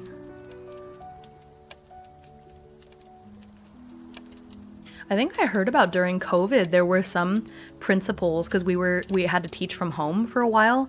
Not where I taught, luckily, but I heard there were some districts where the district personnel or like the principals would go to teachers' houses to like check up on them while they were teaching from home and stuff. That sounds terrible. But yeah, that did not happen to me, luckily. That'd have been weird because I did a lot of teaching in my pajamas in that time. Like, I would wear a nice shirt and then just pajama pants. All day, every day. That was a wild time.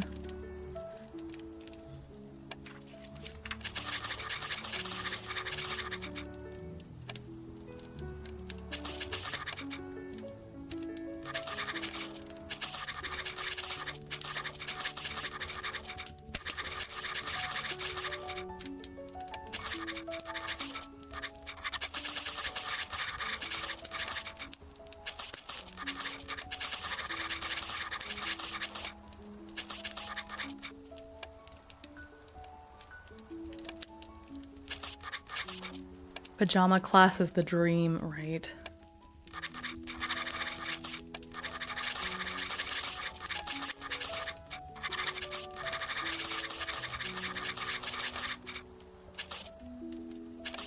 Me, if that teacher to my principal, I'm not opening this door unless you have a warrant, right? I would have talked to them through my like ring camera or whatever and like, yes, what do you want? What do you want from me? Yeah, I'm home. Yeah, I'm teaching. Go away now.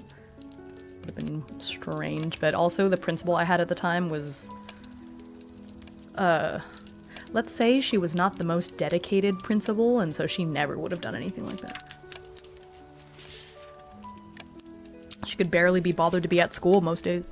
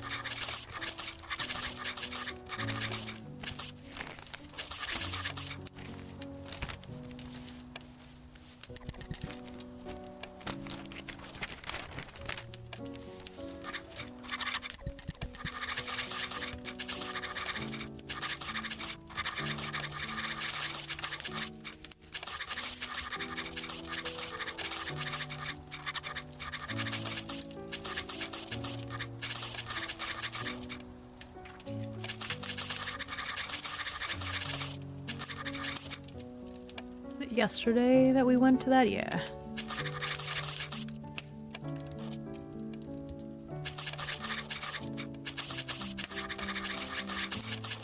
Okay, so let's create this NPC, and then if I have to rewrite this sentence to be a little bit different mood, we can do that. All right, so this is how we create an NPC. Turn on my camera again. For those of you that are new, let's say I have a very maximalist style. So my desktop is quite cluttered. It is covered in dice and fountain pen ink and all manner of silly things. Is there a dead spot on my camera? What is that blue thing? Oh, never mind. It went away.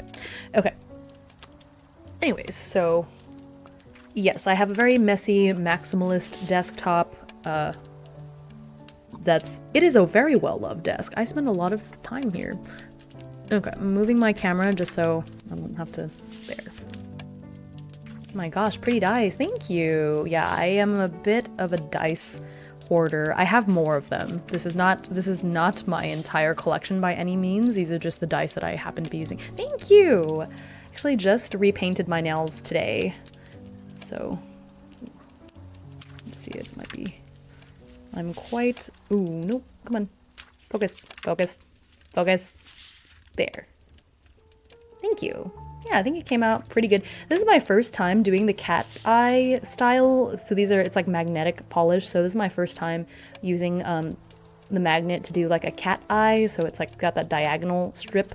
I did okay. You can tell I wasn't very consistent with the positioning. So some of them are at like a different angle. I did my best.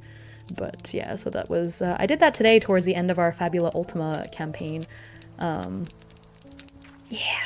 It was fun. So we were battling and then I was painting my nails. It was really good because in between turns, because I was actively doing stuff that would force me to let my nails dry, because sometimes I get in between steps, I get too impatient and then the whole thing smudges. But because I had to wait between turns and stuff, it gave me an excuse to like let it dry. Magnetics are so pretty but so time consuming. Here, let me show you something. My cousin got me this. I use it most of the time. So she got this, so it's like a 3D printed little thing, and it has a magnet, I guess, on the bottom. And so what you do is you put your finger, so this is specifically for the velvet effect, which is what I normally do for my magnetic polishes, but you basically put your finger in it like that, and then you paint it, and it automatically magnetizes it to be in velvet style. So I don't have to take too many extra steps. I just paint it and let it sit for a little bit, paint it again. So I have 5 layers on these nails. I use Mooncat nail polish, so I have a strengthener coat on the bottom after buffing and doing all that stuff. So I do a strengthener coat and then a base coat and then 2 layers of the polish and then top coat. And so I think usually it takes me about an hour to do my nails, unless it's been a really long time and then I have to spend hours and hours filing. It's taken me 3 hours to do my nails before I get really picky about the shape. I did my best.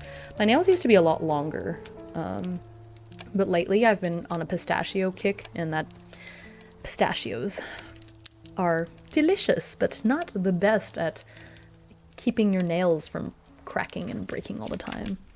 Those wolves were nasty for just being able to bite. Oh my gosh, yeah.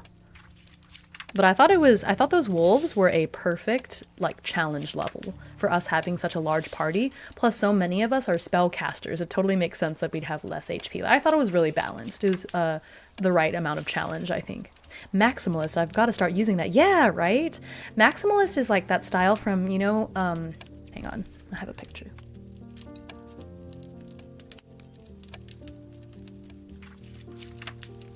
This is my dream of,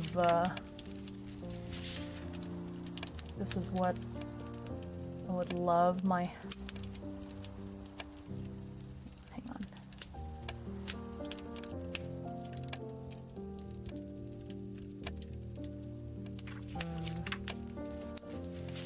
Is there like a better picture of it? No, this is somebody else's art.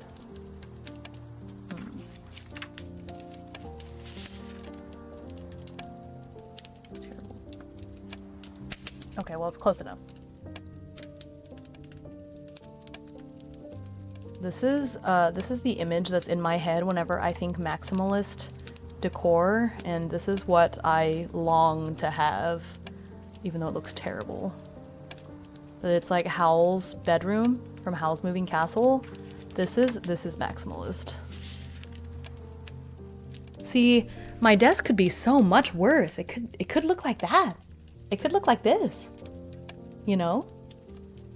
This is the maximalist style, which I yearn for it, but the husband, unfortunately, the husband is, well, he's Japanese, and I don't know if you know this about them, but they tend to be very minimalist. It's the very opposite of that. Marie Kondo is Japanese, you know, they're very minimalist, the Japanese, and so he'll never let me live out my maximalist dreams. If you look at my office, or this is my office, right? It's an open space, but it's technically my office. If you look at my office compared to my husband's office, it's like night and day. It's pretty funny. Anyway, so we're gonna make this NPC. Hi, 64! Welcome, welcome. Oh. OBS just kind of suddenly resized itself. Hopefully everything's okay. Good morning. Good morning. Okay, we are oh, I did it again. That was weird. Okay, I'm gonna shuffle the cards really quick. We're back here. But yeah, so I've got my Night Haunt army all over my desk. A bunch of fountain pen ink and stuff, so don't worry about that. Good morning, Rainer! Oh gosh, morning, it's midnight here. But hello, welcome in. Okay, we are creating an NPC. They are a fellow archaeology student. I'm gonna see if they're a freshman or not. Because technically this icebreaker is for everyone in the dorm, but we're gonna see. There is something strange happening. My OBS just keeps switching between full screen and non-full screen. That was weird. Oh, I see. My mic arm was on top of my keyboard and it kept hitting the F11 button. I understand. I was like, what the? It's possessed. Okay. Oh, that was a beautiful shuffle. Did you see that? It was beautiful. Normally, like, when I shuffle, it does not turn out that well. I'm gonna try to bridge and then ruin. Nope. Dang it. I should have just kept it. I can't bridge. I have never been able to successfully bridge.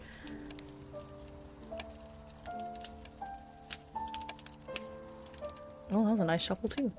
I'm gonna give up on bridging. I don't know. There must be a trick to it. Do I just need this part to be... Games and anime always make the bridge part of the shuffle look so easy. It's just like... I can't do it. The heck? Come on. No. Just no. Why is it so hard? Thank you. These are very plain. I have a deck of Howl's Moving Castle cards, but I'm using those in a different TTRPG, and so they're already like very specially shuffled, and some have already been used and whatnot, so I have to keep them separate, but my cards. So this is just a standard deck of cards that I think... So the husband went through a cardistry phase where he was learning how to do all these different card magic tricks and stuff. So we have quite a few of these decks of cards. He can do these interesting tricks where it's like... I don't know, I can't do it. Ironic that your maximalist archetype example comes from a Japanese company considered... That's true. But I think... But Howl's Moving Castle is an American novel. I think, right? Was Diane Wynne-Jones American? Well, maybe she was British. Anyways, she was not. No! I just ruined it. You have the coolest vibes for real. Oh my goodness, thank you. I just think of myself as a big, awkward, goofy goober, so it blows my mind a little bit that you would say that. But thank you. I do not think of myself as cool, but that's because I teach middle school students normally, and so I'm told how lame I am on a daily basis. So. Okay, alright, that's nice and shuffled. Don't worry, I didn't see the cards flop over the desk. Thank you. Didn't happen. Okay, I think that's nice and shuffled.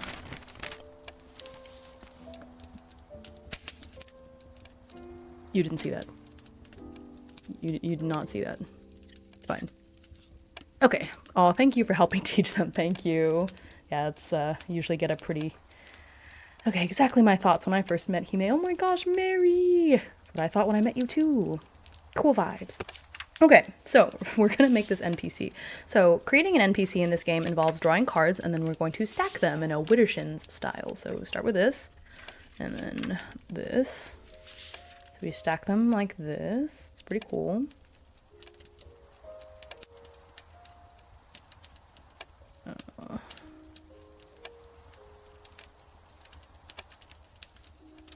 Oh gosh, okay. We have... This seems to keep happening. I keep making NPCs that only have 2. I guess that's fine, because then I'll just, we'll work on the other ones. Okay, so we have 2 diamonds and, let's say, 4 spades.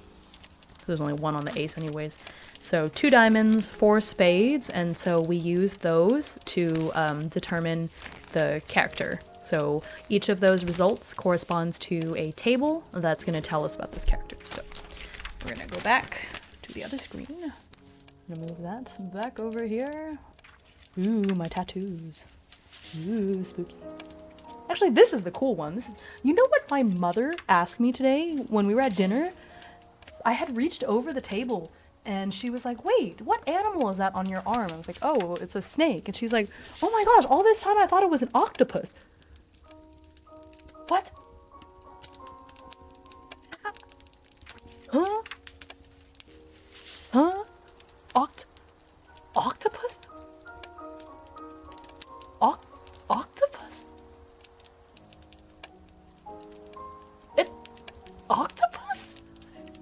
Ma'am? Yeah, I was like, mother, what? What? What? But also, I mean, octopi are cool and all, but why? Is the mimic octopus mimicking as a sea snake? Oh, okay, yeah. You're so right. If I just have 8 snakes, that's basically an octopus. Y'all are silly. Okay. Okay, so we're coming back here. So characters. So this is the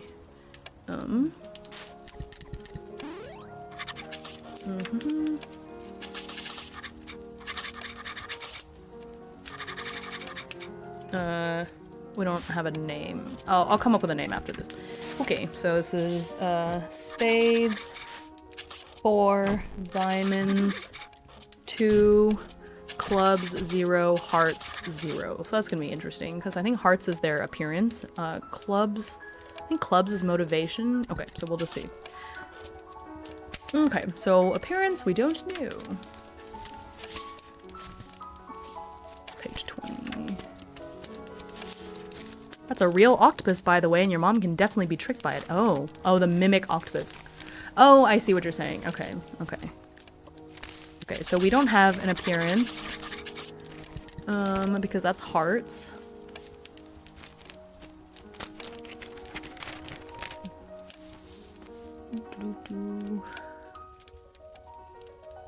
Yeah, I think we're just gonna make something up. Because they give these ideas that are like, oh, well, if you have a character who has nothing for this, you could just, for example, so I have no hearts, so we could say their appearance is forgettable, but I don't know, I feel like that feels a little strange, so I'm just gonna pick something after. Okay, so that's appearance. Personality is spades, it's 4. So their personality is daydreamer, often lost in thought or gazing into the distance. Cool. Interesting. We really have such a wide variety of NPCs already. We only have 3 of them, but they're also different from each other. Okay. Okay. Also, I haven't created a single female student yet, but to be fair, Yver has mostly just been in his dorm, so he's not going to be meeting girls. Okay. Personality. Next is diamonds. Let's roll. We got 2 diamonds, so sophomore. That one, we got 2 of diamond. Oh yeah, it's the same that Eiji got. He's just making friends with all the sophomores.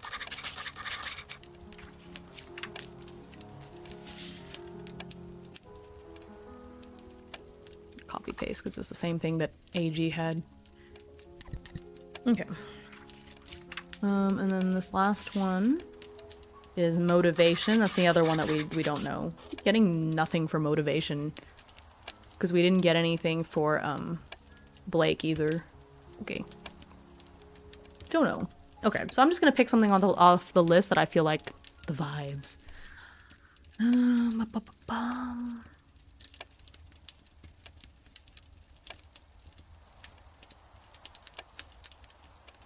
Daydreamer. Oh, I like this one. Okay.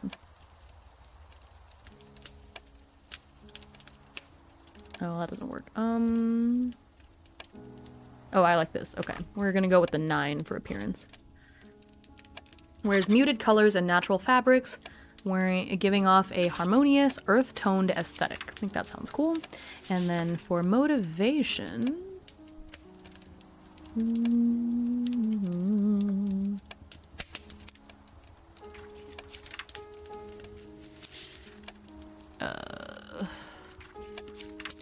Well, I think that since this person is also an archaeology major, it should probably be... They're a daydreamer, though.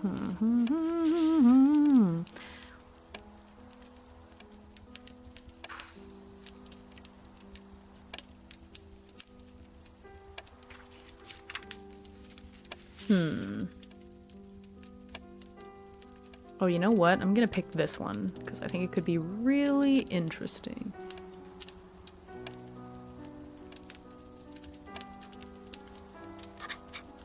Seeking closure or redemption for mistake or regret tied to their past. Okay, so now I'm going to put all this together in a little paragraph.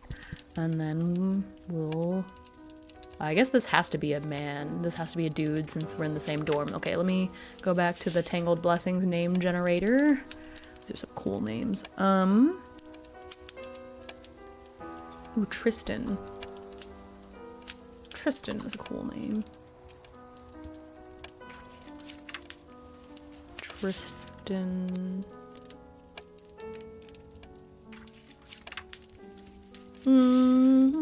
Yeah, okay, Tristan. I just saw another last name that I like, Tristan Rook. Cool, I'm gonna go with that. Okay.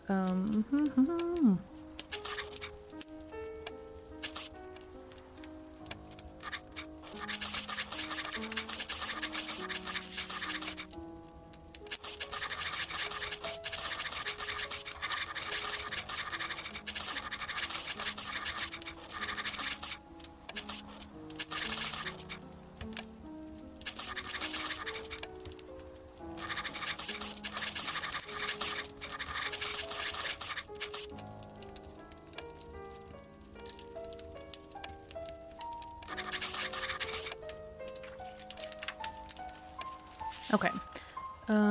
Tristan is a sophomore in the archaeology program whom Yver met at the Parish Hall Icebreaker. He is spacey and definitely a dreamer, but there's a bit of sadness that tinges his every feature somehow. Perhaps Yver will one day be able to learn just why that is. Okay. So now we're gonna get back to the scene.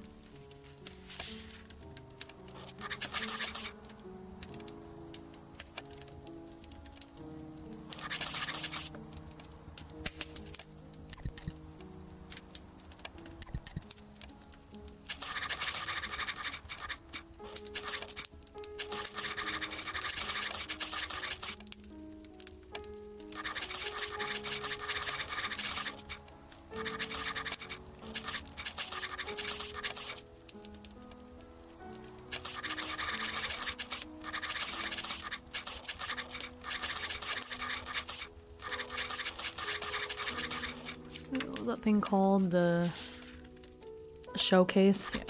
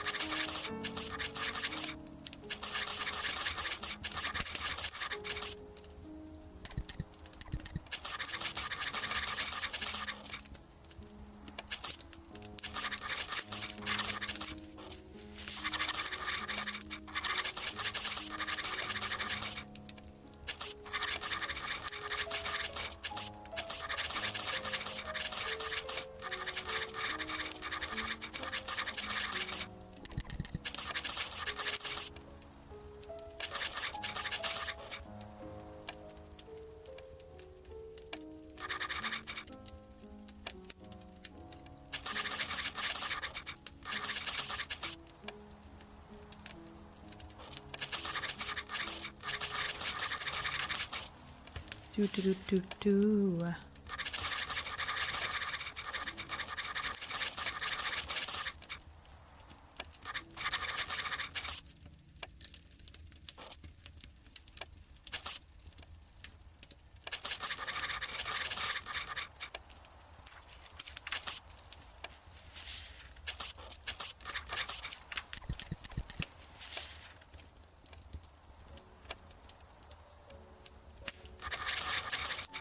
Mm-hmm.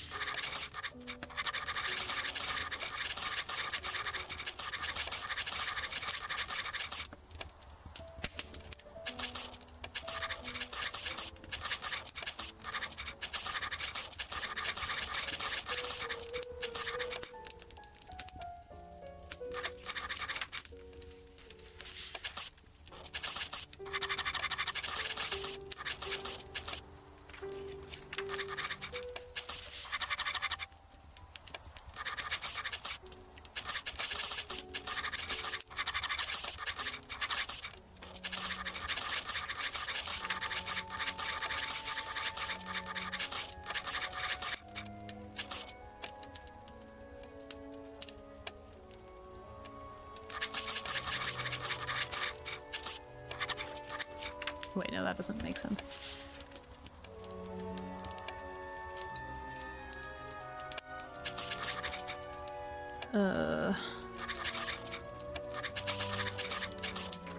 For the... Is that called the cafeteria? Let me see. I'm trying to remember the terminology that's used for the...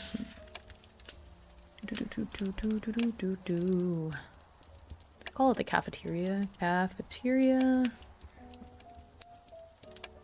Is it the mess hall, maybe? Nope, the cafeteria. Okay.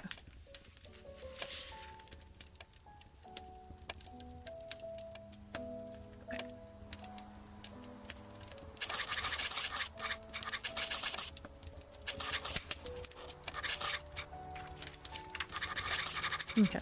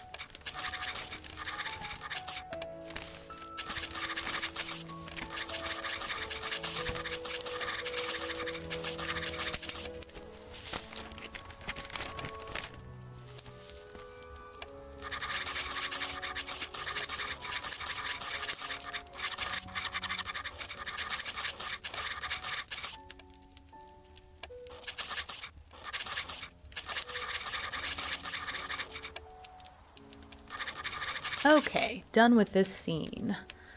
Okay, so let me read this, and then that's it for the Wednesday, and then we'll move on to the next day, which is where we get into the secret society, so that's going to be interesting. Okay, so, blah, blah, blah. Yver spends most of the day getting his affairs in order for the start of term next week. He collects the textbooks he pre-ordered, explores campus to get a sense of where his classes are located, and starts feeling as if he's finally getting his bearings at Somerset. In the evening, the dorm prefects gather all of the parish hall residents for a dormitory icebreaker. Oh, now I see that icebreaker doesn't have a hyphen in it. Okay, I'll fix it as I get to it. Fix that though. Okay. They explain about the competition between the 6 Somerset dormitory halls. Parish has an especially intense rivalry with Tremaine Hall, which is just across the way. Afterwards, everyone is forced to introduce themselves. The juniors and seniors look particularly dead inside as they do so, having done this song and dance so many times by now. When it's Yver's turn, he straightens his back. I'm Yver Castaneda, archaeology major. I've wanted to attend Somerset ever since I was a kid, so I'm grateful to be here. He knows it's a little heavy, but it's important to Yver that everyone know how serious he is about being here. He gets a few head nods, hopefully of approval. Everyone goes around introducing themselves, and then they're all given a bingo board and forced to get signatures from fellow parish residents who match the traits on the bingo board. For a while, a lot of people come up to Yver to get his signature, so he has them sign a space on his board in exchange. He doesn't have to worry about approaching anyone. But then when Yver gets to the square on the board that says someone with the same major as you, the group around him has thinned. He looks around wearily. How am I supposed to know? I guess they want us to ask people until we find someone. Just as he's about to resignedly do just that, Yver feels a tap on his shoulder. Hey there, I think I saw you at the Archaeology Fellowship booth yesterday. Are you an archaeology major by chance? Another student in an almost entirely brown and cream-colored outfit stands behind him. Yver doesn't recognize him, but there were so many people at the showcase that it doesn't come as a surprise. Yeah, you too? Yup. You're a freshman, right? Rooming with Eiji? Yver nods in response. The boy introduces himself as Tristan, a sophomore. Tristan signs Yver's bingo board with a flourish. There, I think that's bingo for you. Yver peers down at his bingo board and sees a horizontal line of signed squares. You're right. Thanks. Do you need me to sign yours? Nah, the prize isn't anything special. When Yver takes a closer look, Tristan doesn't seem to even be holding a bingo sheet. I'll see you around, Yver. Despite the interaction being totally innocuous, something about Tristan gives Yver a strange feeling. But hey, he's won bingo. He turns in his board and gets his prize, a free meal ticket for the Somerset cafeteria. For Yver, a Somerset student who doesn't come from money, it's actually a pretty useful prize. He wonders if Tristan is from a rich family. He does give off that air. Well, I guess I'll find out sooner or later. Eventually, the icebreaker ends, and everyone is free to leave. Come to think of it, I didn't see Eiji around. In just the 3 days Yver has known him, he's come to find out that his roommate is surprisingly reclusive, or at least always off somewhere or another. Doesn't bother me. At least the room's nice and quiet for my studies. With that, he returns to his room to do just that. Alright. Cool. Yeah. So, I don't know if during orientation week I was supposed to be doing stuff, because it does have the actions, so I don't know if in the afternoon I was supposed to be doing downtime actions. I thought about it. I think it's okay. I think we're just gonna ignore it. Or maybe I'll just let's see. Yeah, because the Codex 3 has like what he does for classes, and I'm saying this is before school starts. The term has started, so he's not in any classes, but I guess he could still study because he has his textbooks now. Okay, let me put it this way. So I'm just gonna do this. I'm not gonna journal it, I'm just going to kind of make a note of what he's doing. So on day 1, actually, downtime, rest, explore. Yeah, I feel like we've already kind of done that anyways. So for Monday, I think we're gonna leave it alone. Tuesday, also going to leave it alone. But I think on Wednesday, since he got his textbooks, like we're gonna say he got his textbooks on Wednesday, that he should study some. So I'm gonna use some of his actions to study. Especially because the icebreaker is supposed to be in the evening. So let's say that he did some studying. Let me find it.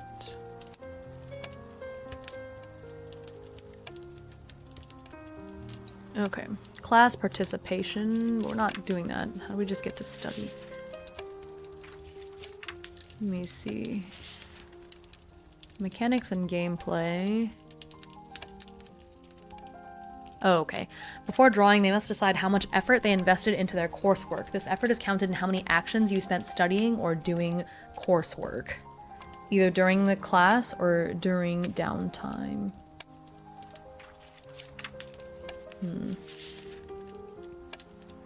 Okay. Is that per semester, though? Oh, let me see. Let me make sure that I'm doing this correctly.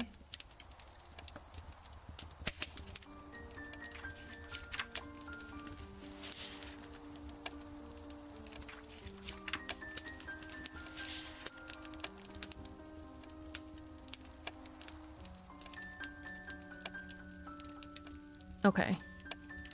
Alright, yeah, it's just pass and fail for that day. And then do I just have to tally up how many passes and fails I have? Let me see here. Oh, yeah, you get +1 for each class you passed, -1 for each class failed, and then you check your final score. Okay, so yeah, I'm gonna say that on day 3 he studied.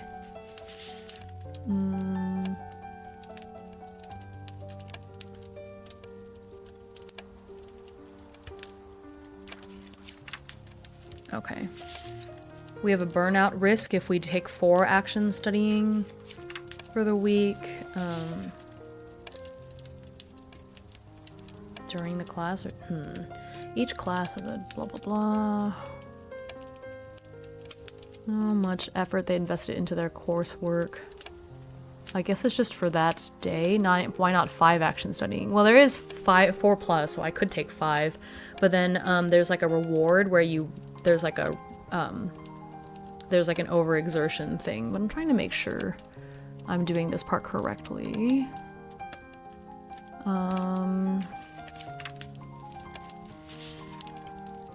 Okay, let me see here in the main book.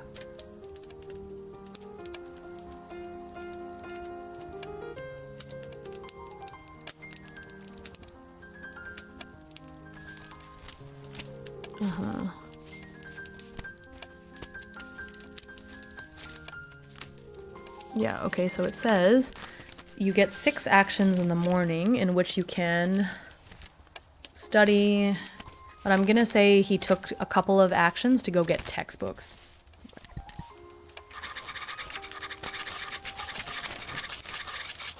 Because let's say it took him 2 hours to do that. 2 hours for the icebreaker. That's in the evening. Like, that's downtime. Because I get 12 and okay. So I'm gonna spend, let's say, 3 hours studying. Let me see. But how do we...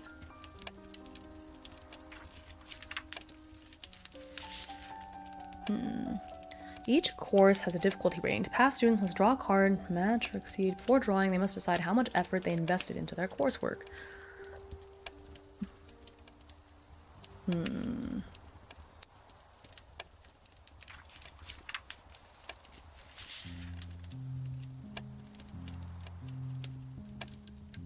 But how... Is class every day?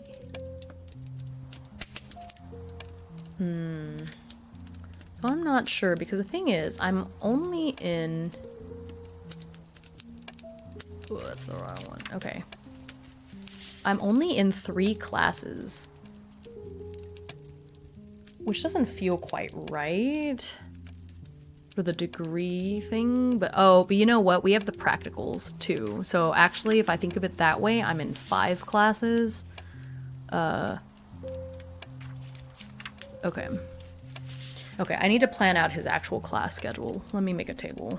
So I think that would help me figure this out. Monday, Tuesday, Wednesday, Thursday, Friday. I feel like a real university student.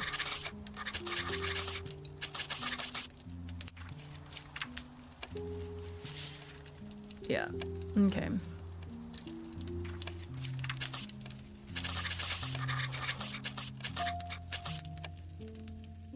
This is his big core class. I feel like he should have this class 3 times a week.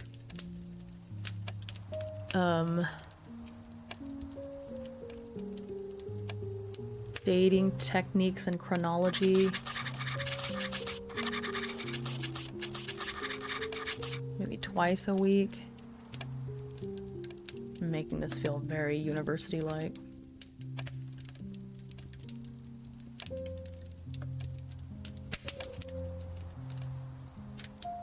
And then Sociology of Ruins is an elective. Let's say that one is only once a week on Wednesdays.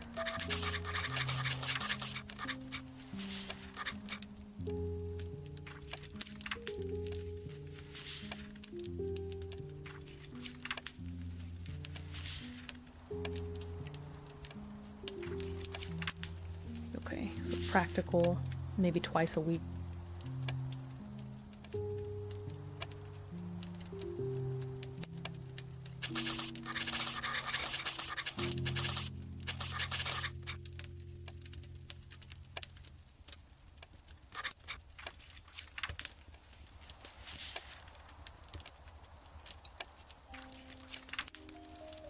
know, I kind of feel like I'm putting this whole thing in there.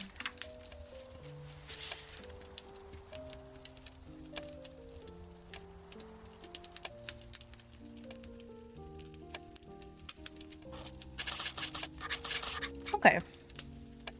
I feel like that makes it a more like, it feels like a real college schedule. Then he's got this free time on Tuesdays and Fridays, so that just gives him more time to study in between classes, so I think that's good. Okay.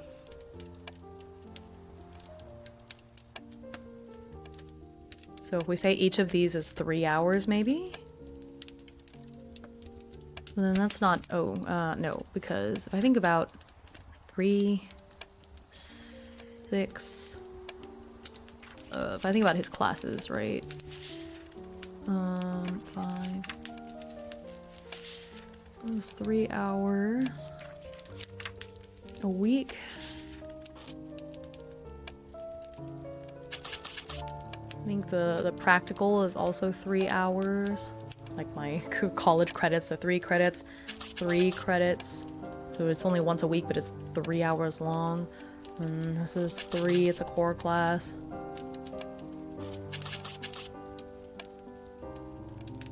Yeah, I feel like he should be taking another class, because this is not enough hours. Because if you're in college, you need to be taking so many hours. Oh, well. Well, actually, this is 12, so that's minimal. 3, 6, 9, 12 hours. Yeah, okay, so then this is also 3 hours. Okay, so that's 15, so there's the minimum. There's the semester, so I guess we could think about it that way. Okay, makes me feel better about it. So since this class meets every week, 3 times a week, this is going to be 1 hour each.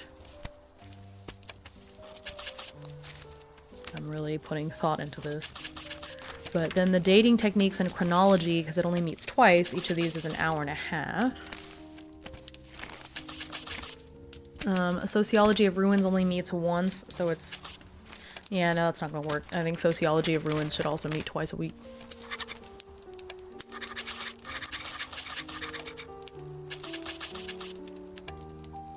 Tuesday and Friday?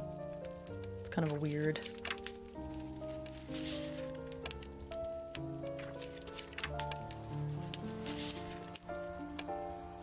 Maybe Wednesday, Friday then. Yep. There we go. And the practicals are 3 hours long. Okay. So that gives him the leftover, because the morning shift is 6 hours, so this is 2 hours. Left over is a lot, so 6, 5, so 4.5 hours. 2.5, so 6 minus 2.5, 3.5.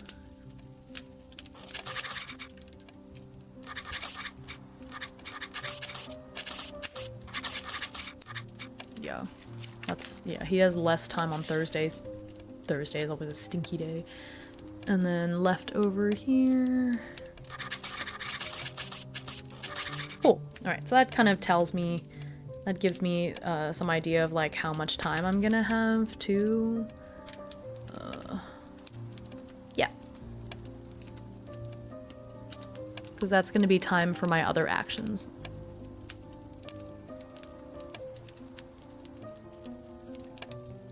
Okay, that's fine. Okay.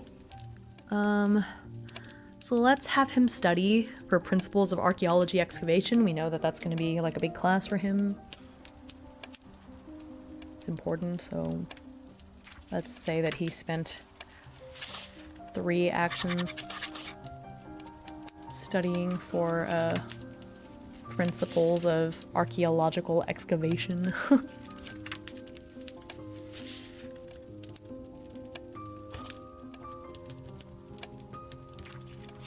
Okay. I'm gonna keep his report card or something here. Progress.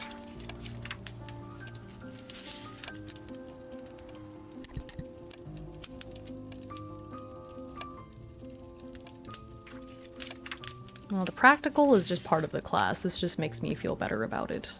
Okay.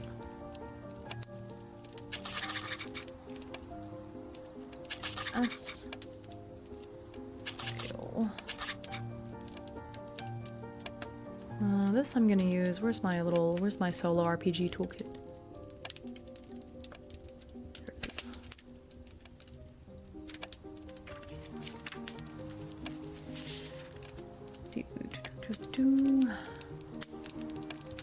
How did I do it in Caernathalis? I forgot.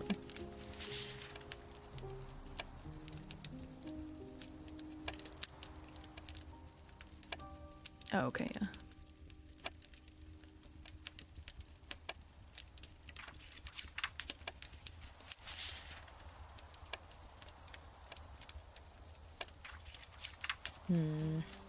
Now, how did I do it here?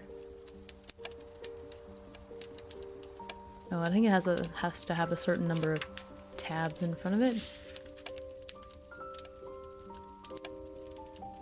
No, that's not right. I insert it here.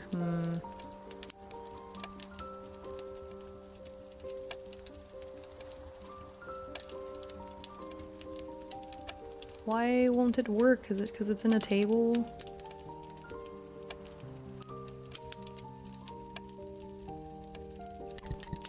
Okay, I can't. Okay, so I can't have it in a table, sadly. Okay. Okay.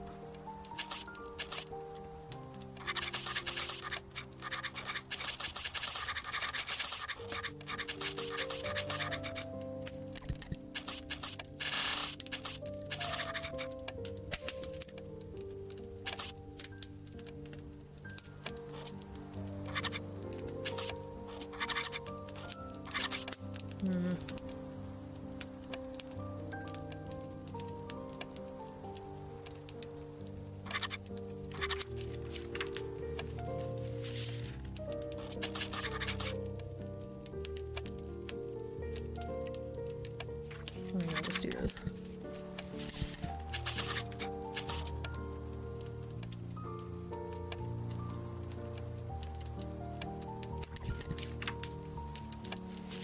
Okay. So I'll just do that for his 2 core classes, because the elective is just for flavor. Oops, no, I did not mean to tab that. Okay. Okay. So that way I can keep track of his pass and fails, because that's going to determine how he does on exams. So we're going to be... the exams are... end of term, so 2 per year. Okay.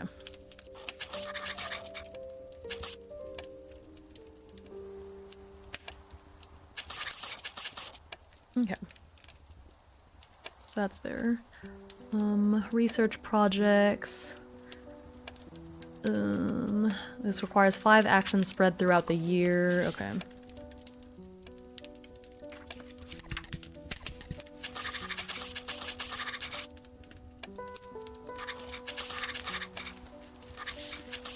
Okay.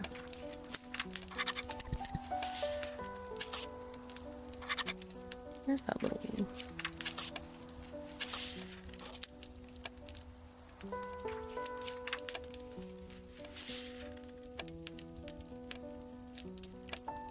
Okay.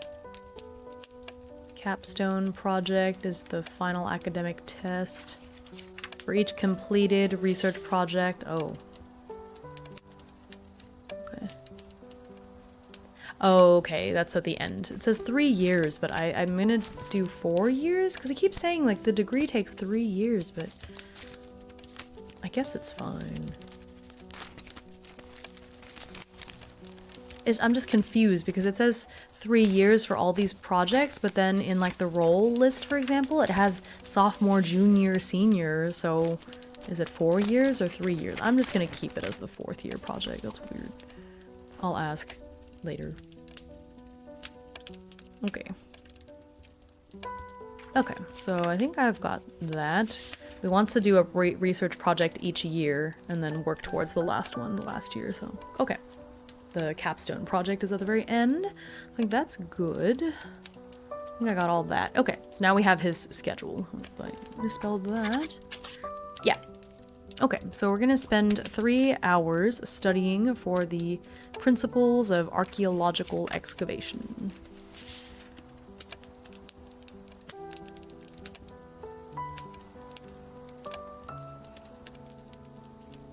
Yeah.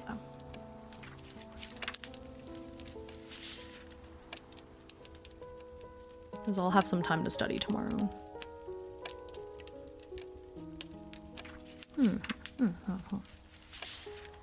Okay.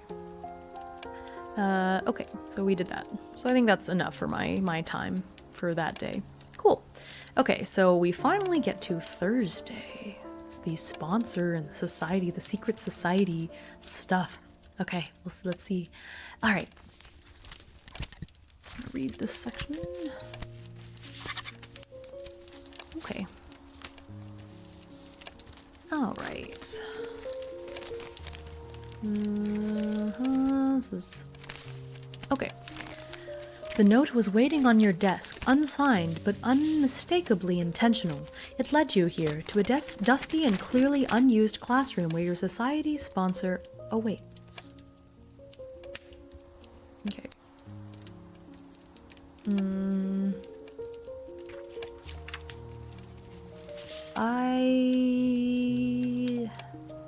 Actually... Yeah, it's okay. Okay.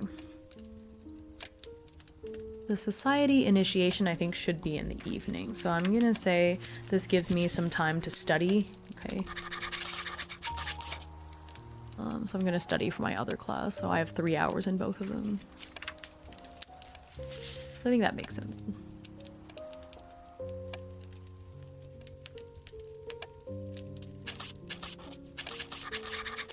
Yeah.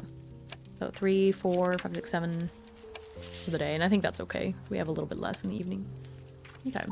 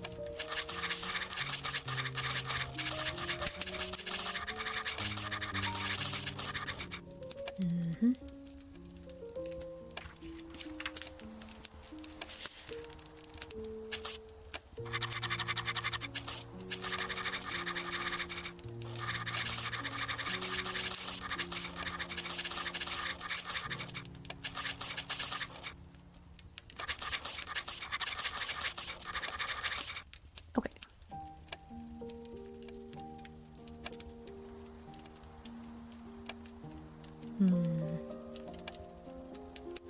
Well, maybe we shouldn't study that much yet because we have the weekends too. But I guess we can use those days to do other things like, hang on, so the actions in the morning, I have it written here. Study, review, work on assignments, research, engage in practical work, meet professors and tutors. Oh yeah, I get,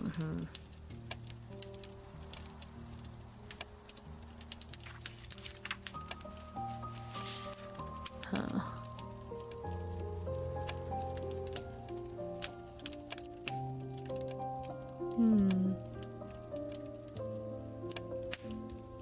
Is there anything in this codex about the professors or what else I'm supposed to be doing with this stuff? I guess not.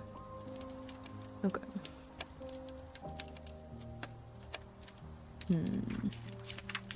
Yeah, it's okay. Alright, we'll figure it out. Okay. I feel like I'm overthinking things sometimes. Okay.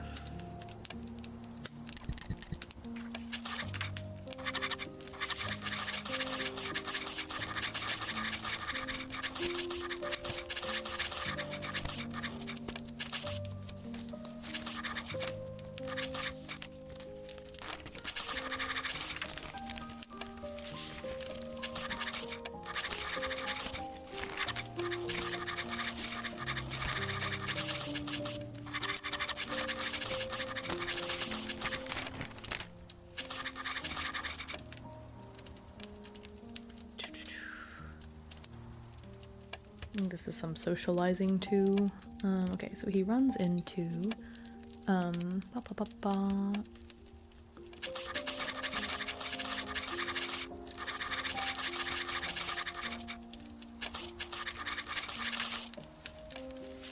Fellowship,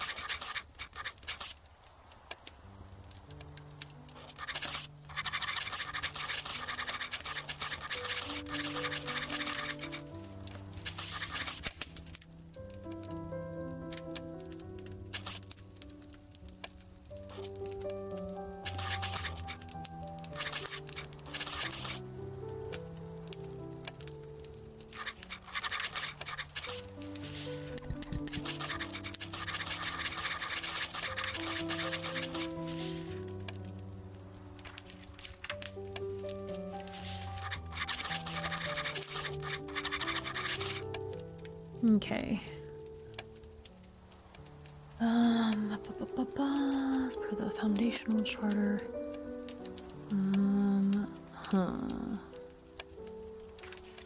Okay. Use the NPC creation section from your appendix to design your society sponsor. Interesting. Okay, so we're gonna do that. So we need to make another NPC. The society sponsor.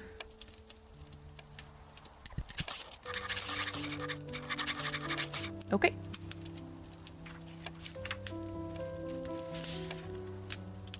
We're gonna hop over to this other part of my desk again. And here we go again. Okay. So we used these cards last time, so I'm gonna put these away. I already shuffled the cards last time. I'm just gonna use the next 4 cards. Oh gosh. Watch these all be clubs and hearts. That's so funny. Oh, okay. We have almost all of them. We just don't have any spades. It's funny. Okay. Okay, so that is 5 diamonds, 3 hearts, 1 club. Oh, no. 2 clubs. 2 clubs, 5 diamonds, 3 hearts. Okay, interesting. I thought the society sponsor would have to be some sort of faculty member, and maybe not. Oh, okay.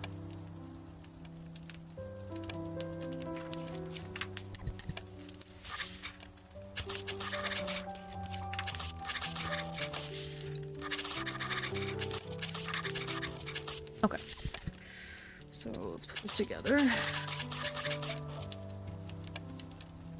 Appearance.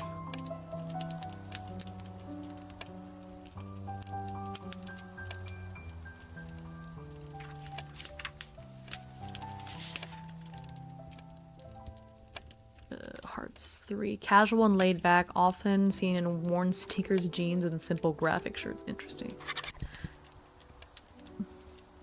Personality, we don't know. This time I think it's good to leave it cryptic. We don't know. I think we'll just develop them as the story goes. Diamonds. Roll. Is 5. Grad student. Oh, okay. That actually makes a lot of sense.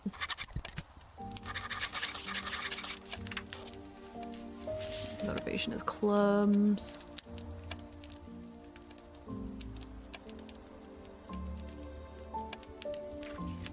Okay, which also makes sense for the society and everything. Okay.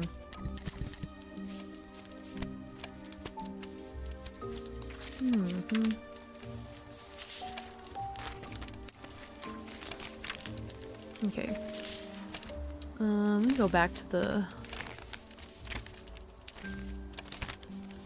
Okay.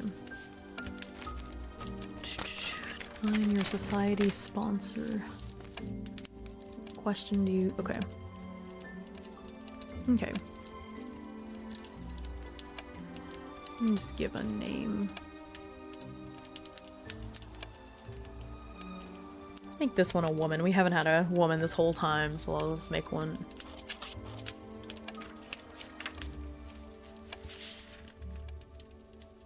Agnes Murdoch. That's a cool name.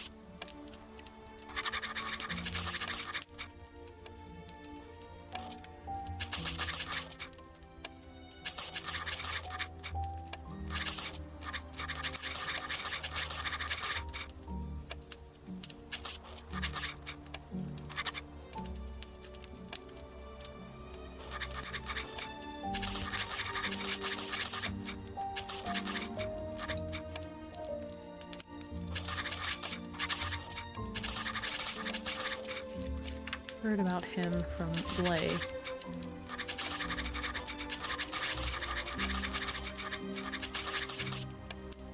Okay. All right.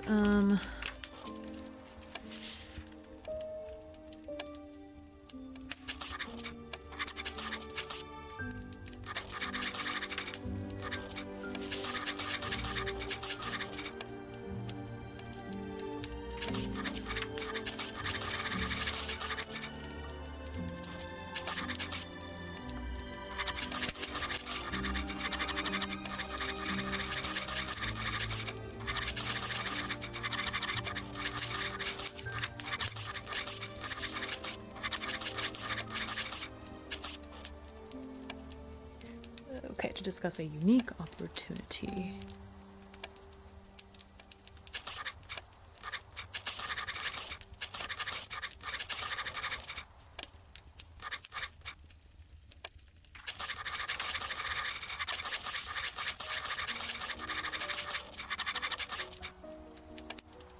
Okay, he ends up at a dusty and clearly unused classroom.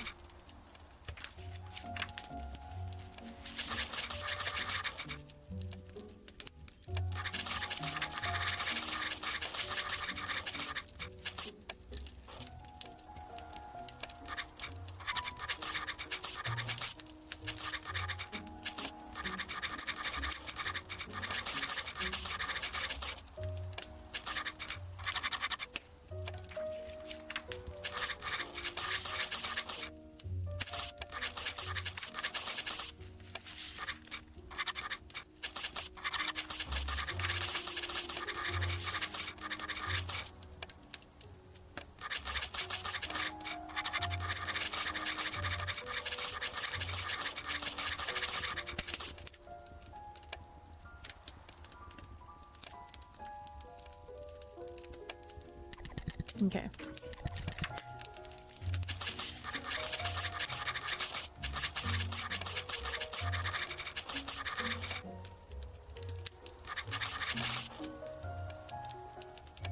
Okay.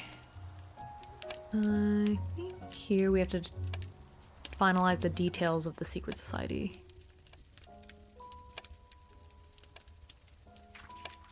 Oh, no, oh, wait, that took me to the wrong place. Okay. Oh, okay, page 162, okay.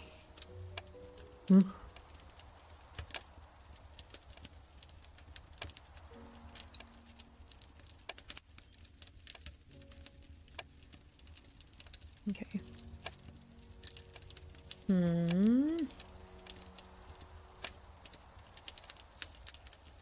Wait, I'm confused. Wait. Wait.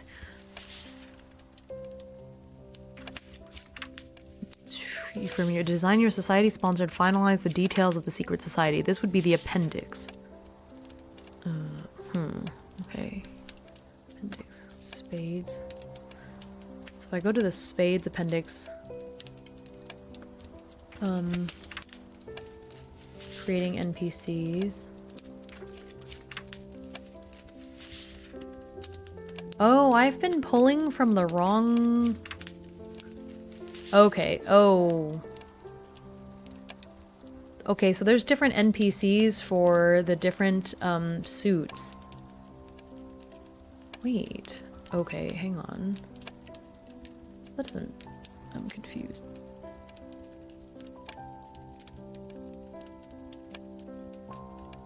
Details.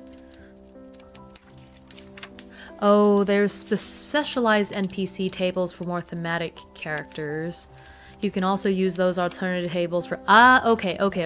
I see. So I need to use a different, slightly different table because she's special.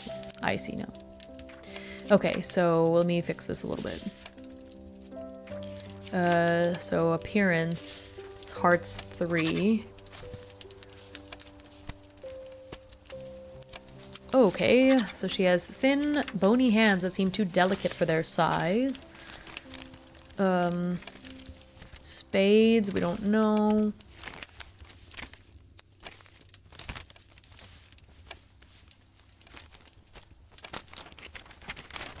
I'm gonna just pick one, because I think it works. Okay, I might have to rewrite her character slightly, but that's okay. Okay, so roll is diamonds, so that's 5. Okay, yeah, this is a completely different character, my bad. But I think it's fine for her to be a grad student.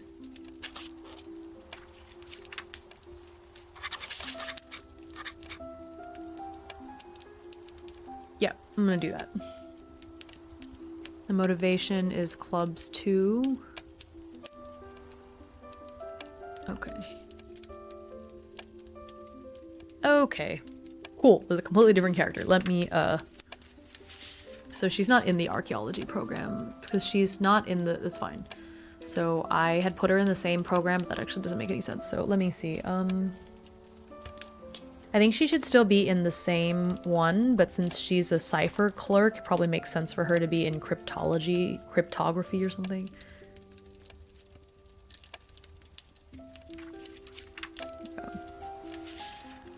Cryptography, yeah.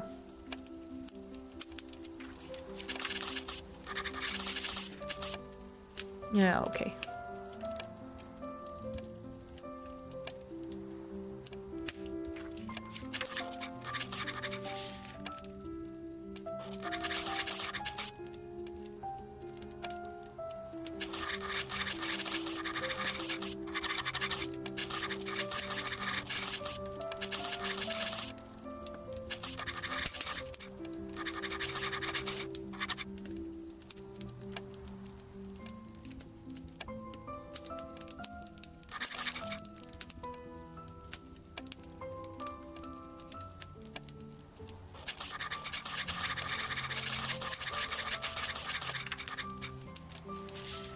Okay.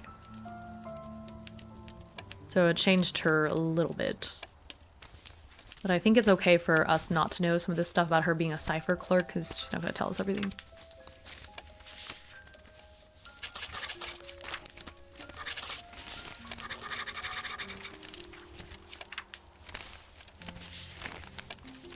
Okay, so we're not in the same major, but we're in a similar, like, antiquities.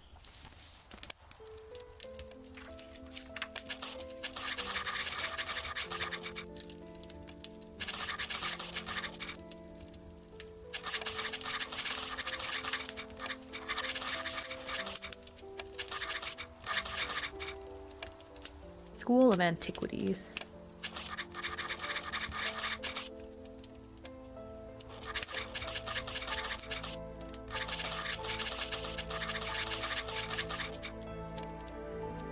Let's see, he's...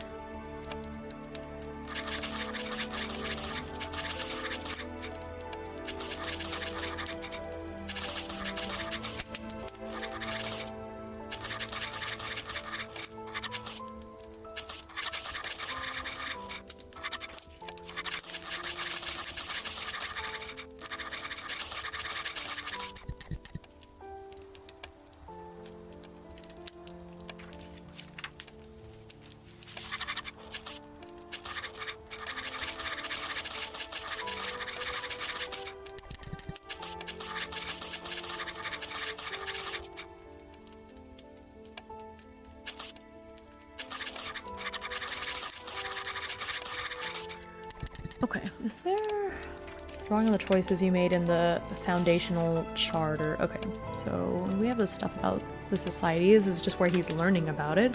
So we can put this together and see. Okay, so we never named the secret society. Let me see. Was there a section for it on here? Yeah. So we're supposed to have the society name, oath or motto. And then my influence. Okay, so I've decided not to use this character sheets because it's kind of annoying having to edit it in like separately and then have it show up here. So I have just sort of made a character sheet here. And so I'm going to... hang on, what's the...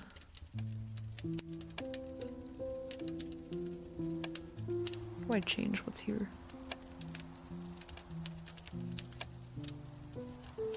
There we go.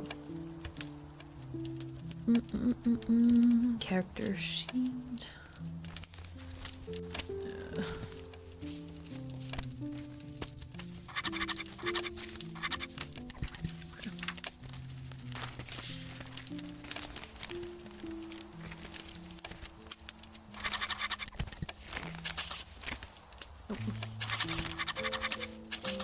There. That way everything is nicely blocked off. Okay. Okay, so this is going to be about the secret society. So we'll put stuff about the secret society in the world document, but then this is going to be his, I guess we're supposed to track his influence. Okay.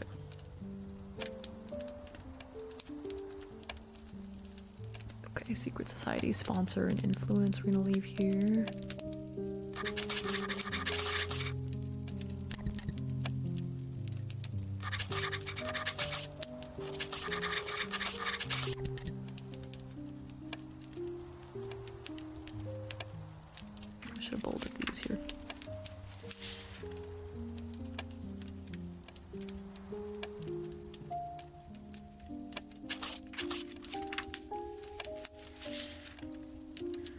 I see dating techniques and thought of something else entirely. I'm sure. Yeah, it's about carbon dating. No.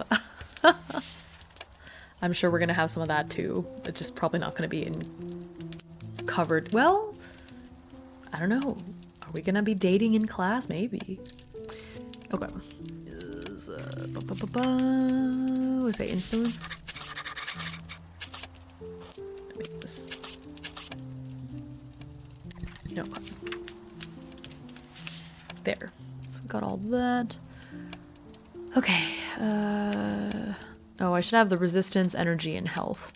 Resistance 3, 6, 9, 10.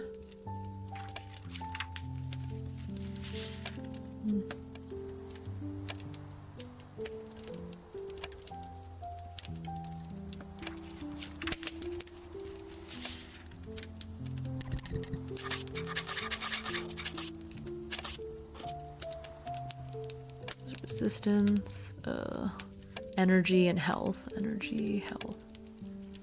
Ba, ba, ba, ba.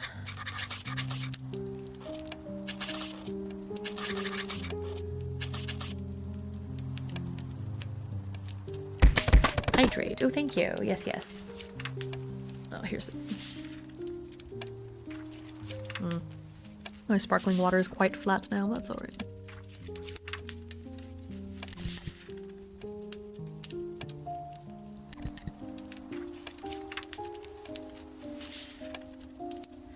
I've been using colons.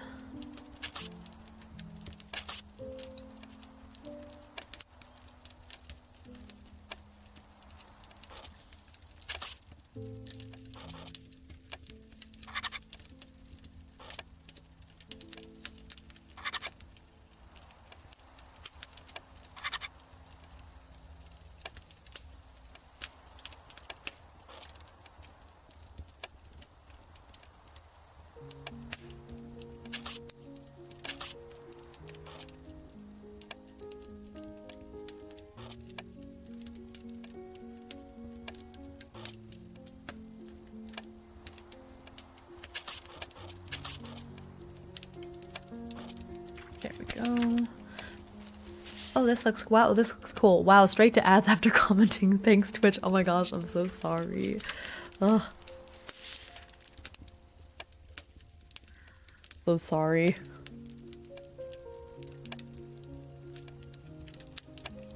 Okay. So I think we start off at 8, is right? 1, 3, 6, oh no, 10 resistance, 5 energy.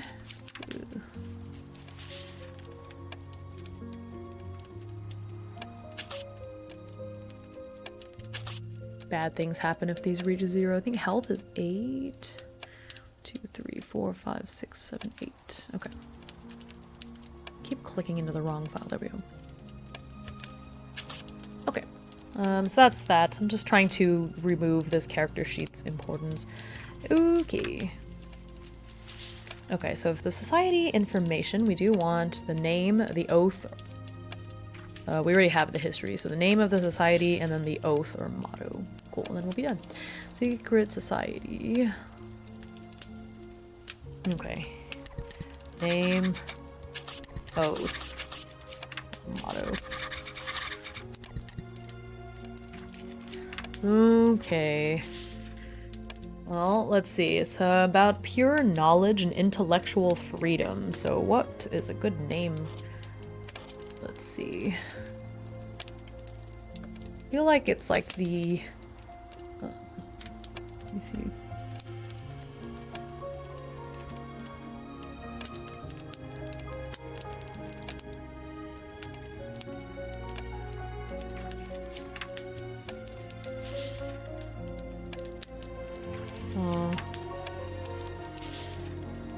Okay, secret society name generator.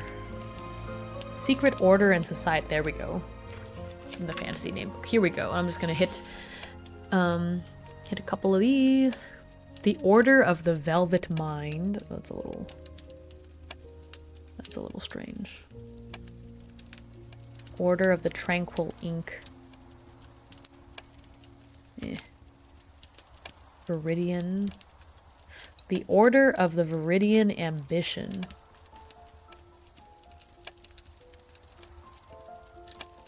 No, Viridian is green, but does it have any other, like, connotations?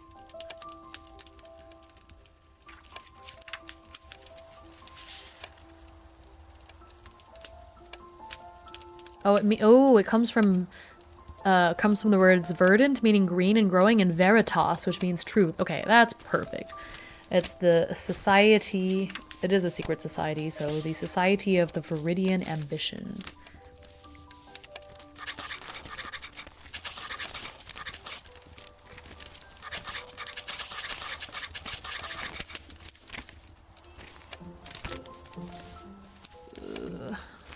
Latin to...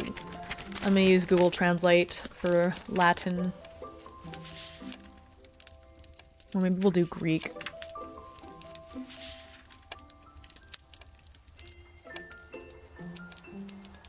Latin feels very, you know, dark academia though. Let's do Latin. JK. Latin.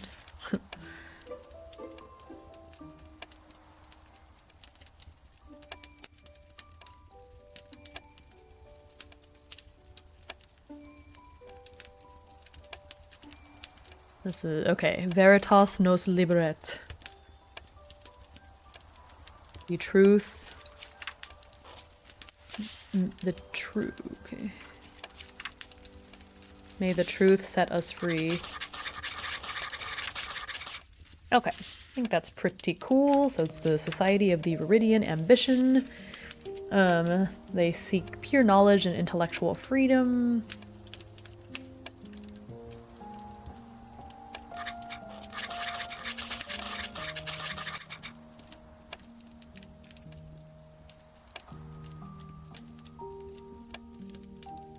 Okay. Society of the Viridian Ambition. Okay.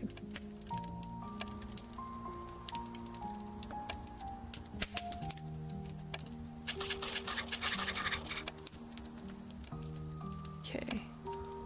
Let me open the rulebook once again. But yes, Hungriest Clone, if you're still here, hello, welcome. is pretty cool. I'm using Obsidian and it's like solo RPG toolkits to make my life a little bit easier. Okay.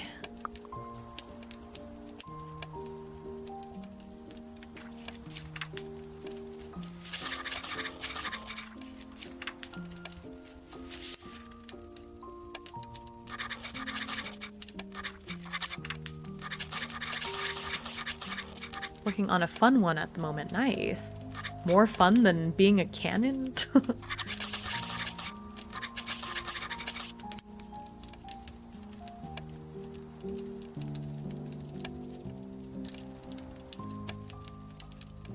That was also fun. That's good.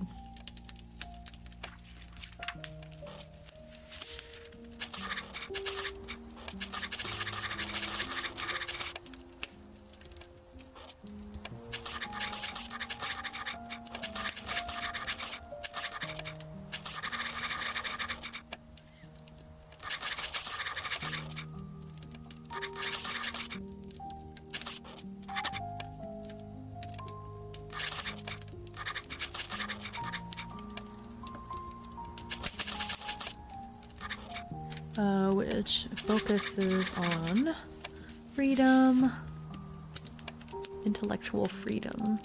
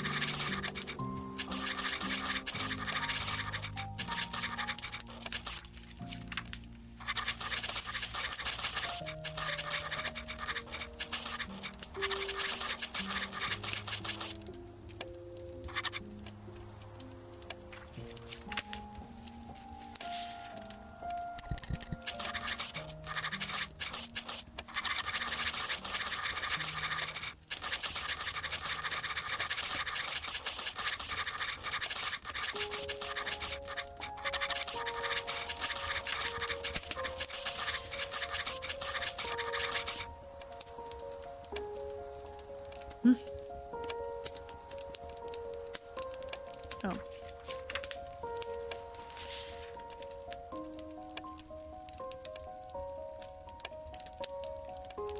Do. Do.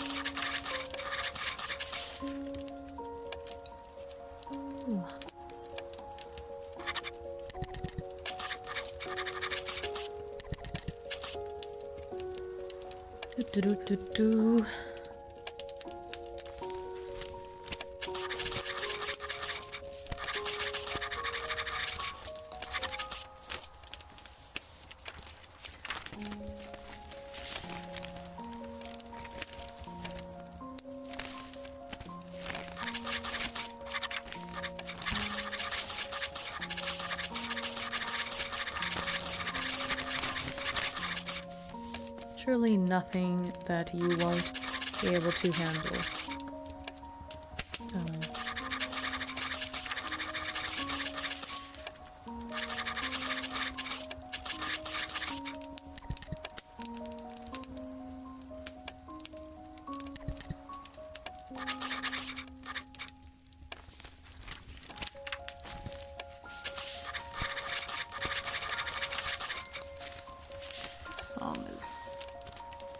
Song is a little bit too cutesy. Oh no. Ooh. my playlist didn't loop, so it was playing other songs. Eee, I hope I didn't play anything that isn't stream safe. Well, what can you do? Oh yeah, because this playlist is 3 hours. Okay, so no, it must have been just now, because this playlist is 3 hours and 13 minutes, and I've been streaming for 3 hours and 22 minutes, so it must have just been 1 or 2 songs. And the song that was playing just now is by one of the same composers that's in this list, so it's probably okay, but still, the song was a little too happy. Doesn't really fit the vibe, so let me make sure I set this playlist to repeat. Cool.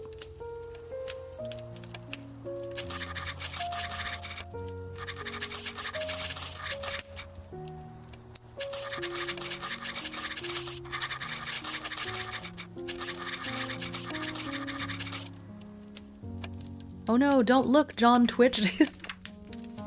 Right. I think it's fine, but just be careful. Okay.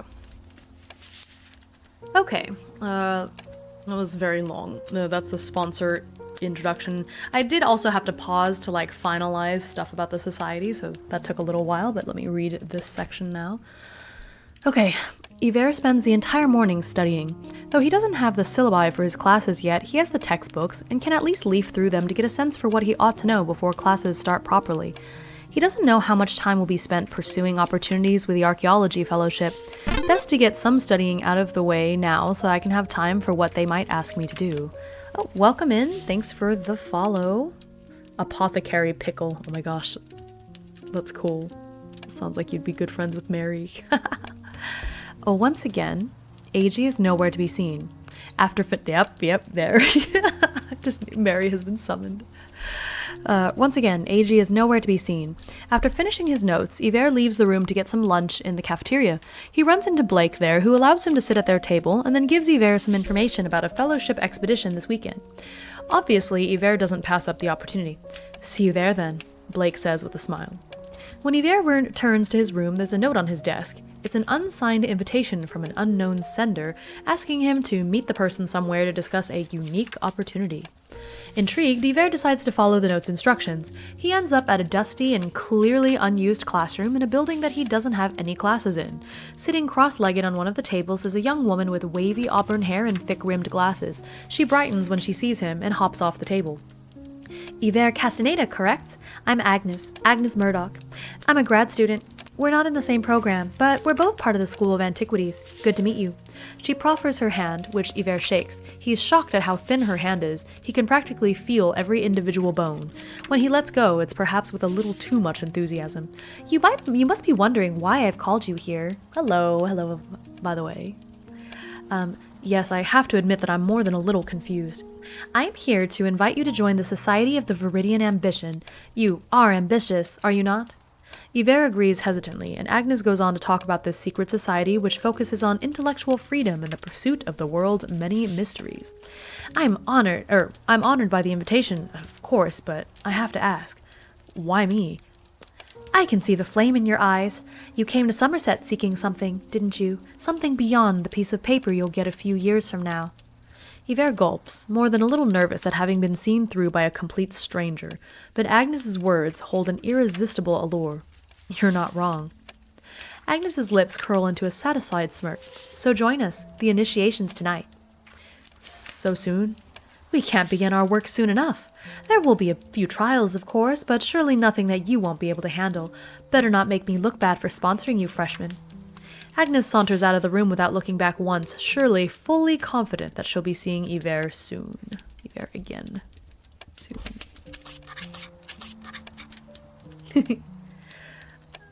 Starting to think Hime doesn't sleep. I thought it was a very well-known fact that I don't sleep. How much sleep did I get last night? It